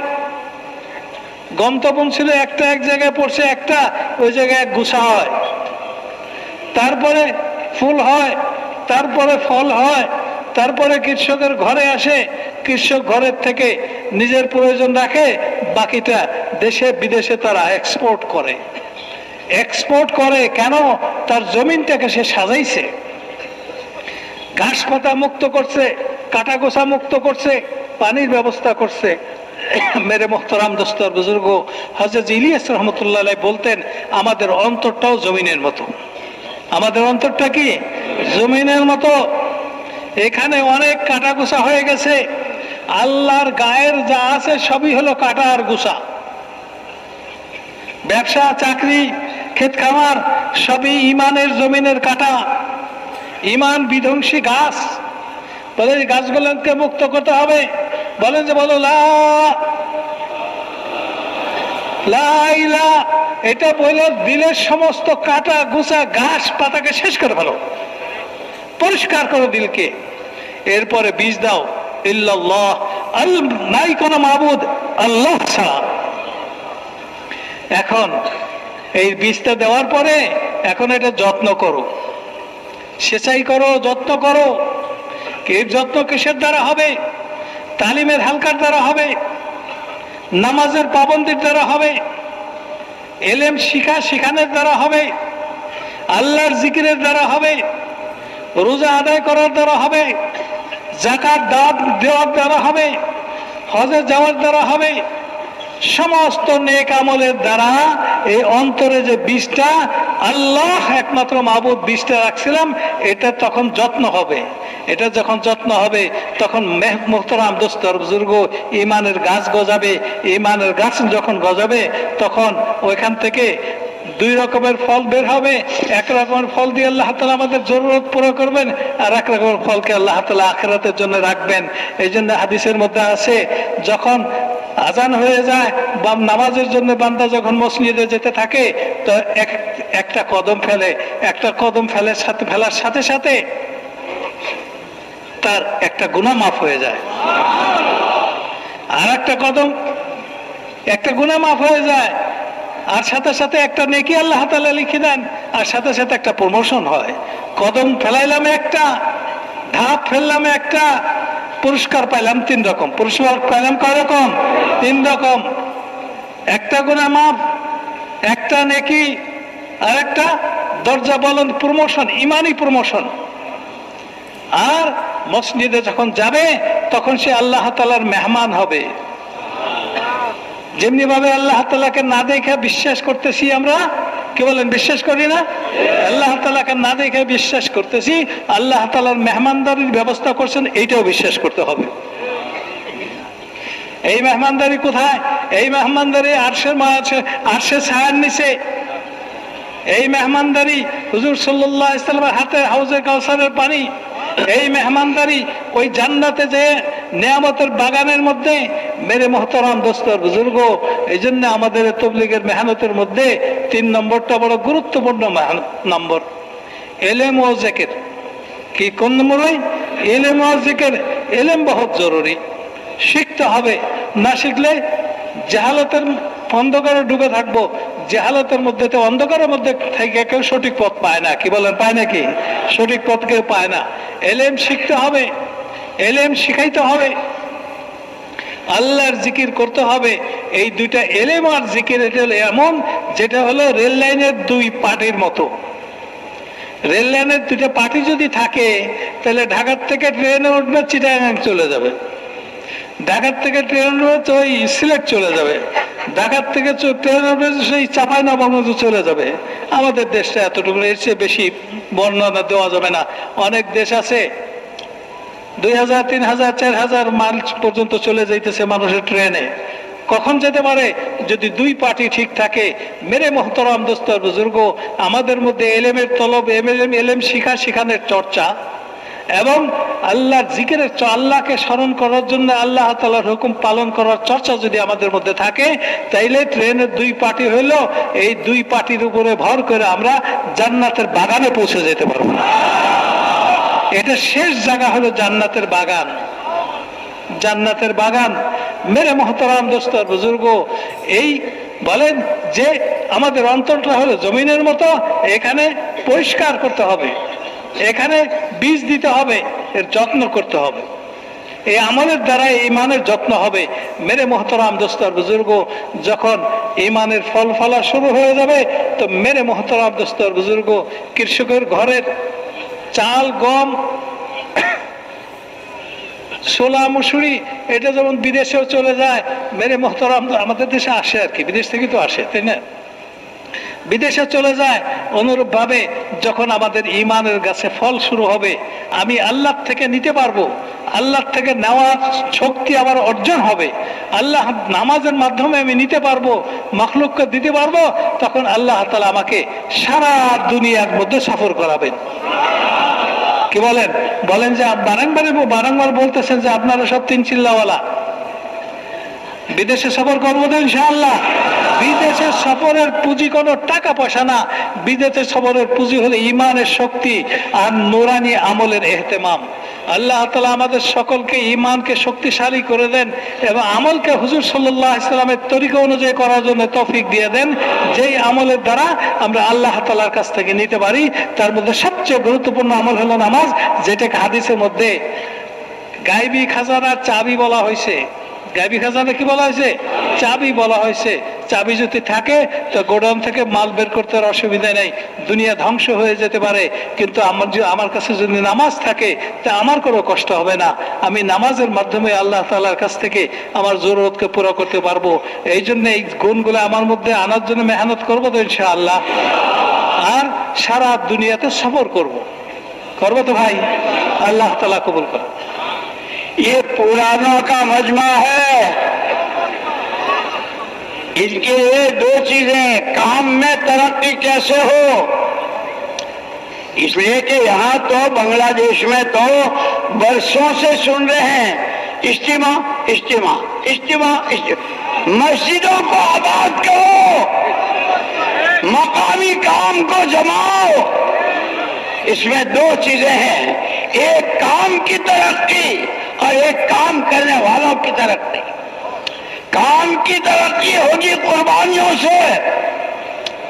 बोलो सिद्दीक अकबर को, जो मक्के का कितना बड़ा आदमी और कैसा मालदार, लेकिन जब हुजूर पाक सल्लल्लाहु अलैहि वसल्लम के साथ लगे हैं तो वो दिन भी आए کہ کپڑے میلے ہیں، بال بکھرے ہوئے ہیں اور پہچان نہیں سکتے کہ یہ وہ ابو بکر ہے، لیکن قربانی ایسی قبول ہوئی، قربانی ایسی قبول ہوئی کہ یا تو معراج میں محمد رسول اللہ صلی اللہ علیہ وسلم کو اللہ نے السلام علیکم کہا تھا، اور یہاں حضور کے پاس آئے ہیں جبریل، آپ کے دوست ابو بکر کو، آپ کے دوست ابو بکر سے پوچھ رہے ہیں یہ کپڑے میلے، یہ بال بکھرے، اللہ سے راضی ہو، اس حال میں راضی ہو؟ انا رب راض، انا رب راض، میں میرے رب سے راضی ہوں۔ اللہ نے آپ کے دوست ابو بکر کو سلام کہلوایا ہے، حضور کو اللہ نے سلام کیا شب معراج میں، اور حضرت صدیق اکبر کو قربانیاں دیتے دیتے دیتے جب اس سطح کو پہنچے تو اللہ نے سلام بھیجا۔ میرے دوستوں، کام میں ترقی ہوگی قربانیوں سے، یہ تو باتیں ہو رہی ہے، یہ تو شکلیں ہیں، اور یہ ساتھیوں کی ترقی کیسے ہو؟ جیسے دکان کی ترقی 2 دکانوں سے، تیسری دکان سے، یہ دکان کی ترقی ہے، اور دکان والے کی کہ 1000 پتی تھا 10,000 پتی ہو گیا، لکھ پتی ہو گیا، یہ اس کی ترقی ہے۔ کام ترقی کرے گا قربانیوں سے، جانوں کی، مالوں کی، آل کی، اولاد کی، جو کچھ اللہ نے دیا ہے۔ ساتھیوں کی ترقی ہوگی صفات سے، اللہ کا خوف، تقوی، توکل، صبر، شکر، دنیا سے بے رغبتی، اللہ کے یہاں سے ملنے والے انعامات پر۔ اسی لیے یہ فضائل کی کتابیں ہیں کہ قرآن بھی سب سے پہلے فضائل کی لائن کا نازل ہوا، احکامات تو مدینے کی زندگی میں آئے، شراب پی کر آتے تھے نماز پڑھنے، لیکن اس وقت تک منع نہیں ہوئی تھی۔ ایمان کی محنت کرتے کرتے، جانے کھپاتے کھپاتے، بھوک پیاس، رکاوٹیں، دشمنوں کی طرف سے تیر، دیکھو بلال کو کیسا گھسیٹا رضی اللہ تعالیٰ عنہ وارضہ۔ حضرت صہیب کے ساتھ کیا ہوا، حضرت خبیب کے ساتھ کیا ہوا، خباب بن الارت کے ساتھ کیا ہوا، لیکن پھر ان کی قربانیوں پر یہ میں اور آپ جو مسلمان بن کے بیٹھے ہیں، یہ ان کی قربانیوں کا نتیجہ ہے۔ ان کا تقوی، ان کا توکل، ان کا اللہ کی ذات پر اعتماد اور بھروسہ، اور سب کچھ کر کے پھر میں کچھ نہیں ہوں، بہت گنہگار ہوں، میں کچھ نہیں ہوں، اللہم انی، صدیق اکبر کی نماز حضور کی نماز سے برابر، اور حضور اکرم صلی اللہ علیہ وسلم نے ان کو اتنی شاندار نماز کے بعد اخیر میں یوں کہہ لیا کرو، اللہم انی ظلمت نفسی ظلما کثیرا۔ یہ سارا سیکھنا ہے، اس پر چلنا ہے۔ ڈاکٹر کی دوا، یہ دوا بہت اچھی ہے، سر کا درد ہے اس کو کھا لو، گولی رکھ لی جیب میں رکھ لی، یہ پی لو رکھ لی، ٹھیک ہو جائے گا۔ دوا تو دوا استعمال کرنے سے، پینے کی پینا ہے، لگانے کی لگانی ہے، اور کھانے کی کھانی ہے۔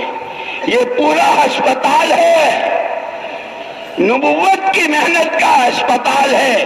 ایمان کی دعوت، نماز کی دعوت، علم و ذکر کی دعوت، اخلاق کی دعوت، اللہ راضی ہو جائے، سب کا ایک فکر ہو، تاجر ہو، کاشتکار ہو، وکیل ہو، ڈاکٹر ہو، مولانا صاحب ہو، کوئی ہو، زندگی کا مقصد اللہ کو راضی کرنا ہے، اپنی آخرت بنانی ہے، اور اس کا راستہ اتبعوا ھذا النبی الامی، اپنے پیارے نبی کی چال چلو، جو جس وقت اللہ کے نبی نے کیا ہے۔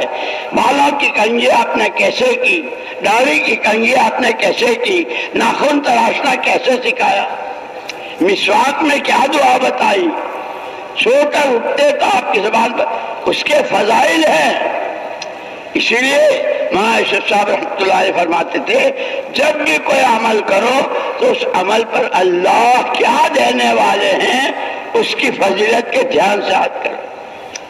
میں کھڑا ہوں قیام میں نماز میں، کیونکہ نماز میں جب بندہ کھڑا ہوتا ہے اللہ اپنی ساری رحمتوں کے ساتھ متوجہ ہو جاتا ہے. جب رکوع کرتا ہے تو گناہوں کی پوٹلی اس کے سر پر رکھ دی جاتی ہے اور رکوع کرتے ہی سارے گناہ معاف ہو جاتے ہیں.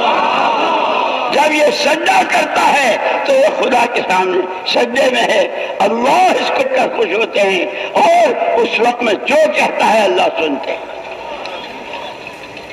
ایمان سیکھنا ہے، نماز سیکھنی ہے، اعمال سیکھنے ہیں، جان و مال کھپانے ہیں. ایک طرف کام میں ترقی ہو قربانیوں سے، جو تقاضے پیدل کے، سواری کے، علماء کے، عوام کے، مستورات کی جماعتوں کے، اندر کے، باہر کے، دور کے، قریب کے، جہاں جب صحابہ کی سیرت میں ہے کہ انہوں نے بس اتنا کہ ہمیں بیعت کی، ہاتھ لیا ہم نے حضور پاک صلی اللہ علیہ وسلم کے ہاتھ میں اور کیا کہا علی السمع والطاعہ، آپ ہی کی سنیں گے، آپ ہی کی مانیں گے. جی چاہے گا تو اور جی پر بوجھ پڑے گا تو، حالات ساتھ دیں گے تو، حالات نہ، ہر حال میں. اور پوری سیرت پڑھ لو، کر کے دکھایا، خالی باتیں نہیں بنائی. ایک باپ کے 7 بیٹے 7 ملکوں میں دفن ہوئے. ایک صحابی کی خدا مجھے اتنی زندگیاں دے، ہر زندگی مجھے 10 زندگی دے، میں 10 کی 10 اللہ کے لیے لگا دوں. کام میں ترقی ہوگی قربانیوں سے، اور کام کرنے والوں کی ترقی ہوگی اللہ کا خوف، تقوی، بچنے کی چیزوں سے بچنا، کرنے کے عملوں کو، اللہ کے حکموں کو پورا کرنا. تاجر کے لیے جو حکم ہے وہ تاجر پورا کرے، ڈاکٹر کے لیے جو حکم ہے وہ پورا کرے، غریب کے لیے جو حکم ہے وہ پورا کرے، مالدار کے لیے جو کہ حکموں والی زندگی محمد الرسول اللہ صلی اللہ علیہ وسلم کے طریقے پر. اللہ کا تعلق، اللہ سے محبت، اللہ ہی کے راضی کرنا ہے. اور اس سب کے نتیجے میں تمام نبیوں نے یوں کہا جب امتوں کا ما اسألکم علیہ مالا، ما اسألکم علیہ من اجر، ہمیں ہماری محنت پر تم سے کچھ نہیں چاہیے.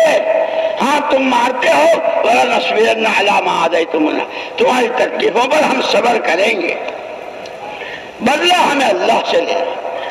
جب ان بنیادوں پر کام کرنے والے کھڑے ہوتے ہیں، ان کے ہاتھوں کہ جیسے ایک دانے کی قربانی پر پورا باغ اور باغ کے پھل دنیا میں جاتے ہیں، پھر ایسے افراد ہوں گے اور ان افراد سے قوموں اور ملکوں کو ہدایت ملے گی. اللہ نے وہ کام دیا ہے. لیکن دوستو یہ تو ساری باتیں ہیں اور آپ نے سنی ہے، اس کا وجود آئے گا عمل سے. اس لیے سب سے پہلے پورا مجمع یہ نیت کرے کہ پورے بنگلہ دیش کو 100% فرض نمازوں کا اہتمام کرنے والے بن جائیں، اس کی کوشش کریں گے اور انشاءاللہ عورتیں مرد آفیسوں میں، دفتروں میں، دکانوں میں، بازاروں میں، لیکن ہر ایک 5 وقت کی نماز بن گئی، زندگی بن گئی. اول ما یحاسب بہ العبد، قیامت میں سب سے پہلے جو چیز پوچھی جائے گی وہ نماز کے بارے. جس کی نماز ٹھیک نہیں کی زندگی ٹھیک نہیں. اس لیے دوستو کل میں نماز کی محنت کے ساتھ بڑوں نے جو اصول بتلائے ہیں، جو نہج بتلایا ہے، روزانہ، ہفتے واری، ماہانہ، سالانہ، مسجدوں کو آباد کرنا، گھروں کو دیندار دینی بنانا. جب کمائیں گے، ہم فرشتے نہیں ہیں، ہم کاروبار کریں گے، ہم شادیاں کریں گے، لیکن حکم اللہ کا، طریقہ نبی کا، حکم اللہ کا، طریقہ نبی کا. इसलिए मौलाना इलियास साहब रहमतुल्लाह अलैह फरमाते थे, अल्लाह के वास्ते, अल्लाह के वास्ते, अल्लाह के वास्ते इस काम को रस्म न बनाइयो। ये सारे अमाल वो हैं जिसको अल्लाह के नबी सल्लल्लाहु अलैहि वसल्लम ने किए हैं, और हुजूर वाले अमलों में जिंदगियों के बदलने की, गलत यकीन सही यकीन से बदल जाए, झूठ सच से बदल जाए, गुनाह इबादत से बदल जाए, जहालत इल्म नबूवत से बदल जाए, गफलतों के पर्दे चाक होकर अल्लाह की अजमत आ जाए, अगराज से फारी होकर सिर्फ अल्लाह को राजी करना, और सारी चीजों से निकल गए। हम दाई हैं मदऊ नहीं हैं, हम दाई हैं मदऊ नहीं हैं। अगर हम दाई न बने तो फिर जो हमको जहां चाहे उसकी दावत देगा, यहूदियत की, नसरानियत की, शिरकियात की। हम दाई हैं ईमान के, हम दाई हैं हुजूर वाली जिंदगी के, हम दाई हैं ईमान की दावत के। इसके लिए कुर्बानियां देनी है, अपने आप को आगे। इसलिए इस मजमे का एक आदमी भी बाकी न बचे, एक आदमी भी। जो तकाजे हैं 4-4 महीने के, साल के, 7 महीने के, और अंदर के, बाहर के, दूर के, अभी कल भी इंशाअल्लाह, कल का दिन भी अभी है हमारा, लेकिन इस वक्त में सारे नियत कर लो और खड़े हो जाए, एक मर्तबा खड़े हो जाओ, इंशाअल्लाह हम तैयार हैं। हजरत खालिद रजी अल्लाह तआला ने फरमाया, बोलिए जी,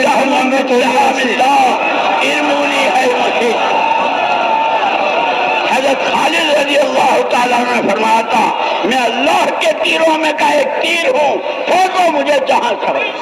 ये अल्लाह सहारा यूं कर दे का भेज दो जहां चाहो, पैदल सवारी, अंदर बाहर, दूर करीब, जहां। तैयार हो? তো আমরা তো উনি বহাজে বললেন আর আমরা দাঁড়াইলাম, কিন্তু কেন দাঁড়াইলাম? হযরত খালিদ বিন ওলীদ রাদিয়াল্লাহু তাআলা আনহু বলতেন যে আমি আল্লাহর তীর সমূহের মধ্যে একটা তীর, যেদিকে খুশি সেদিকে ছুঁড়ে মারেন। আমরা তো ইনশাআল্লাহ তৈরি থাকবো তো, আমাকে যে রকম তশকিল করে ওই রকম তশকিলে আমি যাওয়ার জন্য তৈরি আছি।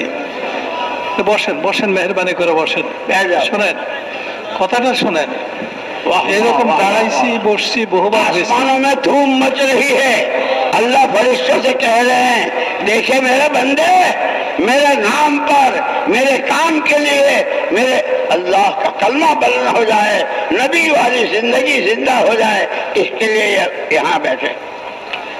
তো মেরে মোহতারাম দোস্ত আর বুজুর্গ, আমরা তো জীবনে অনেকবারই নিয়ত করছি, অনেকবারই দাঁড়াইছি।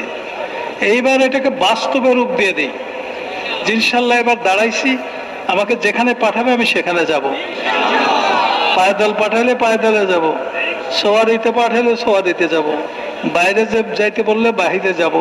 আমাকে যে কোনো তাকাজার জন্য, যে কোনো সময়ের জন্য পাঠাবে আমি যাব, যাব তো ইনশাআল্লাহ। মেরে মোহতারাম দোস্ত আর বুজুর্গ, বলেন প্রথমে যে কথাটা বলতেছিলেন সেটা হলো যে বাংলাদেশে আসলে খালি শুনি যে ইস্তেমা ইস্তেমা ইস্তেমা, এটা ছাড়া আর কোনো কথাই আমরা বুঝি না। सब मशवरे से चलते हैं ना, 2 मशवरे हैं, एक शैतान का और एक अल्लाह के नबी का। शैतान का मशवरा है फिर करेंगे, फिर करेंगे, फिर करेंगे। नबी का मशवरा है नकद, अल्लाह का काम उसी वक्त नकद करो। বলেন যে মশারা 2 রকমের আছে। শয়তানের মশারা হলো করবো পরে, করবো না পরে, পরে করবো, করবো না তা না, করবো পরে, এটা হলো শয়তানের মশারা। নবীর মশারা হলো যে এখন। তো আমরা কার মশারা মানবো, শয়তানেরটা না নবীরটা? আল্লাহ তাআলা আমাদেরকে তৌফিক দিয়ে দেয়। তো বলেন যে বাংলাদেশে আসলে খালি চতুর্দিকে ইস্তেমা ইস্তেমা ইস্তেমা, বলে অত ইস্তেমা ইস্তেমা দিয়ে কি হবে? নিজের মাকামি কামকে করা শুরু করে দেই, নিজের মসজিদকে আবাদ করা শুরু করে দেই, নিজের মসজিদকে আবাদ করা শুরু করি। মসজিদ আবাদের মেহনতের দ্বারা আমার নিজের লাভ হবে, মাকামি মেহনতের দ্বারা আমার নিজের লাভ হবে, কামের লাভ হবে। কিসের লাভ হবে? কামের লাভ হবে। আর আমার নিজের লাভ হবে কোথায়? এই মসজিদ আবাদির মেহনত যখন আমি করতে থাকবো, আল্লাহ তাআলা আমার ভিতরে সিফত পয়দা করে দেবেন, আমার ভিতরে আল্লাহ তাআলা তাকওয়া পয়দা করবেন, আল্লাহ তাআলা আমার ভিতরে ইখলাস পয়দা করবেন, আমার দিলটাকে আল্লাহ তাআলা আখিরাতমুখী করে দিবেন। যখন দিল আখিরাতমুখী হয়ে যাবে তখন সমস্ত নেক কাম সহজ হয়ে যাবে, সমস্ত গুনাহের কাম কঠিন হয়ে যাবে।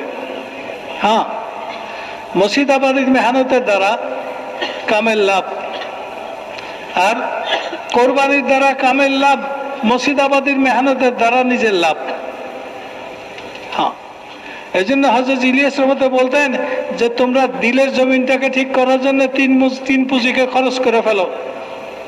তোমার জানের পুঁজি, তোমার মালের পুঁজি, আর তোমার কোরবানি, এই তিনটাকে শেষ করে ফেলো। 5 वक्त की नमाजें मस्जिद की जमात के साथ इंशाअल्लाह इत्मीनान से पढ़ेंगे, दूसरों को भी इसकी तरगीब देंगे। আগে একবার উনি বলছেন, এটা গুরুত্বপূর্ণ কথা, কারণ আবারও বলতেছেন যে আমরা এখন থেকে চেষ্টা जिसका করব चिल्ला न लगा हो उसको चिल्ला लगवाना है, 4 महीने लगवाने हैं, मुल्कों में जाना है, आलम पूरे की नीयत करनी है, अल्लाह का कलमा बुलंद हो जाए। जो कुछ मोहम्मद सल्लल्लाहु अलैहि वसल्लम लेकर आए हैं, घर घर दर दर हर फर्द बशर में जिंदा हो जाए। करने वाली जात अल्लाह की, ला इलाहा इल्लल्लाह, ला इलाहा इल्लल्लाह। पहले भी उसी ने किया है, अब भी वही कर रहा है, आगे भी वही करेगा। मेरे मोहतरम दोस्त और बुजुर्गो, কোরবানির দ্বারা আমার দাম আল্লাহ তাআলার কাছে বাড়বে, আল্লাহ তাআলার সাথে আমার সম্পর্ক পয়দা হবে। যার যেরকম কোরবানি হবে তার সাথে ওইরকম আল্লাহ তাআলার সাথে সম্পর্ক হবে। নামাজের কথাটা বারে বারে বলতেছেন, এর আগে বলছিলেন যে আমরা সকলে যে যার যার এলাকাতে যে যার যেখানে রোগ হয় যে চেষ্টা করব কোনো বালেগ একজন পুরুষ মহিলা যেন বেনামাজি না থাকে। এখন করতেছেন যে সমস্ত মানুষদেরকে আমরা তৈরি করব যে সকলেই যেন মসজিদে 5 ওয়াক্ত নামাজ জামাতের সাথে এসে পড়ার ইহতেমাম করে, করবো তো ইনশাআল্লাহ। এবং আমরা নিজেদের জিম্মায় নিজেরা দায়িত্ব নেব যে আল্লাহ তাআলার কালিমা সারা দুনিয়াতে বলন্দ হয়ে যায়। যদি আমরা আল্লাহর দ্বীনের দাওয়াত দিতে থাকি, নবীর তরিকার দাওয়াত যদি মানুষদেরকে দিতে থাকি, তাহলে তো আল্লাহ তাআলা আমাদেরকে হেফাজত করবেন, কারণ তখন আমরা দায়ী হিসাবে সাব্যস্ত হব। আর যদি আমরা দাওয়াত না দেই তা আমরা মদওয়া হয়ে যাব, আমাকে মানুষেরা আমাদেরকে ডাকবে, দাওয়াত দিবে। কেউ খ্রিস্টান হওয়ার দিকে দাওয়াত দেবে, কে ইহুদি হওয়ার দিকে দাওয়াত দেবে, কি বিভিন্ন ধর্মের অনুসারী হওয়ার জন্য দাওয়াত দেবে। যদি আমরা বাঁচতে চাই তাহলে আমাদেরকে হকের দাওয়াত দিতে হবে, নবীর তরিকার দাওয়াত দিতে হবে, আল্লাহর হুকুমের দাওয়াত দিতে হবে যে আল্লাহর হুকুমকে মানো, নবীর তরিকা অনুযায়ী করো, আল্লাহ তাআলা তোমাকে দুনিয়াতে এবং আখিরাতে কামিয়াব করবেন। এই দাওয়াত সব জায়গাতে চালাইতে হবে। মেরে মোহতারাম দোস্ত আর বুজুর্গ, কোরবানির দ্বারা মানুষের দাম আল্লাহ তাআলার কাছে বাড়ে। হুজুর সাল্লাল্লাহু আলাইহি সাল্লামকে তো আল্লাহ তাআলা মেরাজে নিয়ে আল্লাহ তাআলা সালাম দিয়েছেন নবীকে, আসসালামু আলাইকা আইয়ুহান নাবিয়্যু ওয়া রাহমাতুল্লাহি ওয়া বারাকাতুহু। আর হযরত আবু বকর রাদিয়াল্লাহু তাআলা আনহুর কাছে আল্লাহ তাআলা জিবরিলের মাধ্যমে এই দুনিয়াতে সালাম পাঠাইছেন। এটা কখন? যেদিন হযরত আবু বকর সিদ্দিক রাদিয়াল্লাহু তাআলা আনহুর কোরবানির শেষ পর্যন্ত পৌঁছে গেছে, আর কোরবানি করার আর কিছু নাই, কোরবানি দেওয়ার আর কিছু নাই। মাথার চুলগুলো উস্কো খুস্কো, পেটে খোদা, কাপড়, পরনের কাপড়টা ময়লা এবং ছিঁড়া, পরনের কাপড়টা ময়লা এবং ছিঁড়া। হুজুর সাল্লাল্লাহু আলাইহি সাল্লামের কাছে বসা, হঠাৎ করে জিবরিল আসলেন, এসে বললেন যে ইয়া রাসূলুল্লাহ, আপনি জিজ্ঞেস করেন আপনার দোস্তকে। এই জীর্ণ শীর্ণ অবস্থায় ওই মানুষটা, যে মানুষটা মক্কার শ্রেষ্ঠ ধনীদের মধ্যে একজন ছিল, মক্কার জীবনে বড় ব্যবসায়ীদের মধ্যে একজন ছিল, আর এই মানুষটা আজকে তার এই অবস্থা, পেটে খাবার নাই, চুলগুলো এলোমে খুস্কো শুষ্ক হয়ে গেছে, পরনের কাপড়টা ছিঁড়া। এই অবস্থায় কি আবু বকর আপনার দোস্ত আল্লাহর উপর রাজি আছে? হুজুর হযরত আবু বকর সিদ্দিক রাদিয়াল্লাহু তাআলা আনহু 2 চোখের পানি ফেলে দিয়ে বললেন যে আমি আমার রবের উপর রাজি আছি। যখন এই কথা বললেন তখন বললেন, জিবরিল আলাইহিস সালাম বললেন যে আপনি বলে দেন যে আল্লাহ তাআলা আবু বকরকে সালাম দিয়েছেন। মেরে মোহতারাম দোস্ত আর বুজুর্গ, কোরবানির ফল নিজেকে কোরবানির উপর উঠাইতে হবে। মন মতো মেহনতের দ্বারা কোরবানি হয় না। এই যে আপনার আমি আজকে মুসলমান হিসেবে পরিচয় দিতেছি, সাহাবাদের কোরবানি দেখেন। হযরত আম্মার রাদিয়াল্লাহু তাআলা আনহুর কোরবানি, হযরত সোহেব রাদিয়াল্লাহু তাআলা আনহুর কোরবানি, হ্যাঁ, আরো বড় বড় সাহাবীদের কোরবানি। তাদের কোরবানির ফলে আজকে আমরা এখানে এই পর্যন্ত আল্লাহ তাআলা আমাদেরকে আনছেন। আল্লাহ তাআলা চাইতেছেন আমরা কোরবানির লাইনে আগে বাড়ি। আরো হাজার হাজার মানুষ খাড়া হবে আমাদের কোরবানি আর আমাদের মেহনতের ফলে। তো মেরে মোহতারাম দোস্তর বুজুর্গ, এক সাহাবী ছিলেন যার 7 ছেলের কবর হয়েছে 7 দেশে। 7 ছেলের কবর 7 দেশে হয়েছে। আর এক সাহাবী বলতেছে আল্লাহর কাছে, আল্লাহ যদি আমার 10টা জীবন থাকতো, একটা জীবনকে তোমার দিনের জন্য আমি কোরবানি করে দিতাম। মেরে মোহতারাম দোস্তর বুজুর্গ, এই কামটা হলো কোরবানির কাম। এই কামটা হলো কোরবানির কাম। কোরবানি কিসের জন্য?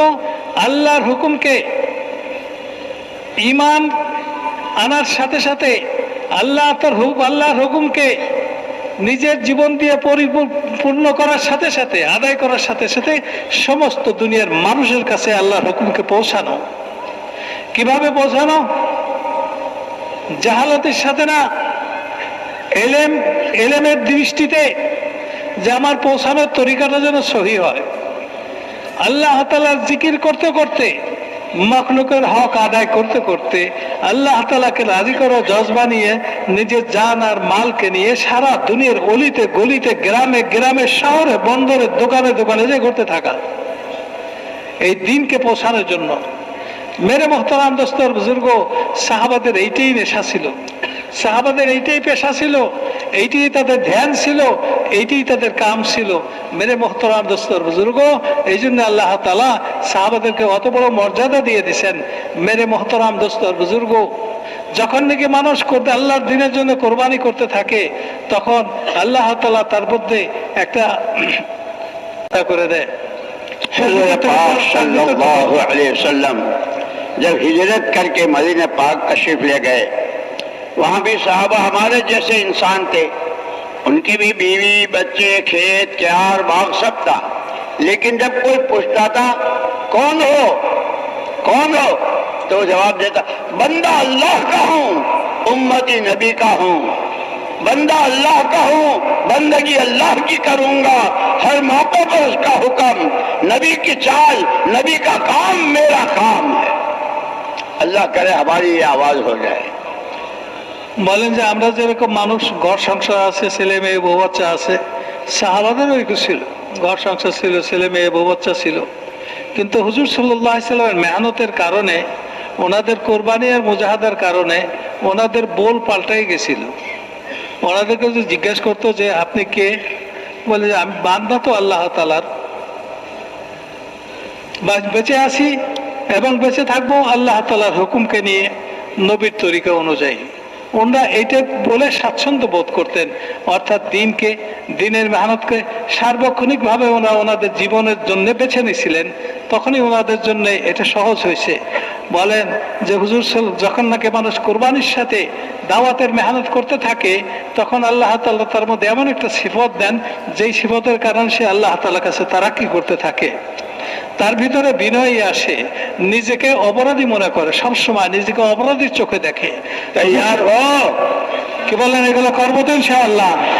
হুজুর হযরত আবু বকর রাদিয়াল্লাহু তাআলা আনহুর নামাজ কেমন ছিল? একেবারে হুবহু নবীজির নামাজের মতো। আর নবীজির নামাজ কেমন?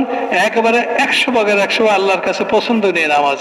এইরকম নামাজ পড়ার পরেও হুজুর সাল্লাল্লাহু আলাইহি ওয়াসাল্লাম বলছেন, নামাজ যখন শেষ হয়ে যায় তখন বলো, আল্লাহুম্মা ইন্নী যালামতু নাফসি যুলমান কাসীরা, আল্লাহ আমার নিজের উপর আমি অত্যন্ত জুলুম করছি, অনেক গুনাহ করছি, এবং আমার এই গুনাহ মাফ করার তুমি ছাড়া আর কেউ নাই, এবং আমি যে তোমার কাছে মাফ চাইবো এরকম যোগ্যতাও নাই, তোমার মাগফিরাতের খাজানা থেকে আমাকে একটু মাফ করে দাও। বিনয় আসে, তাওয়াজু আসে, বড়াই খতম হয়ে যায়। তো মেরে মোহতারাম দোস্তর বুজুর্গ, যে অবস্থাটা আল্লাহ তাআলার কাছে সবচেয়ে প্রিয়।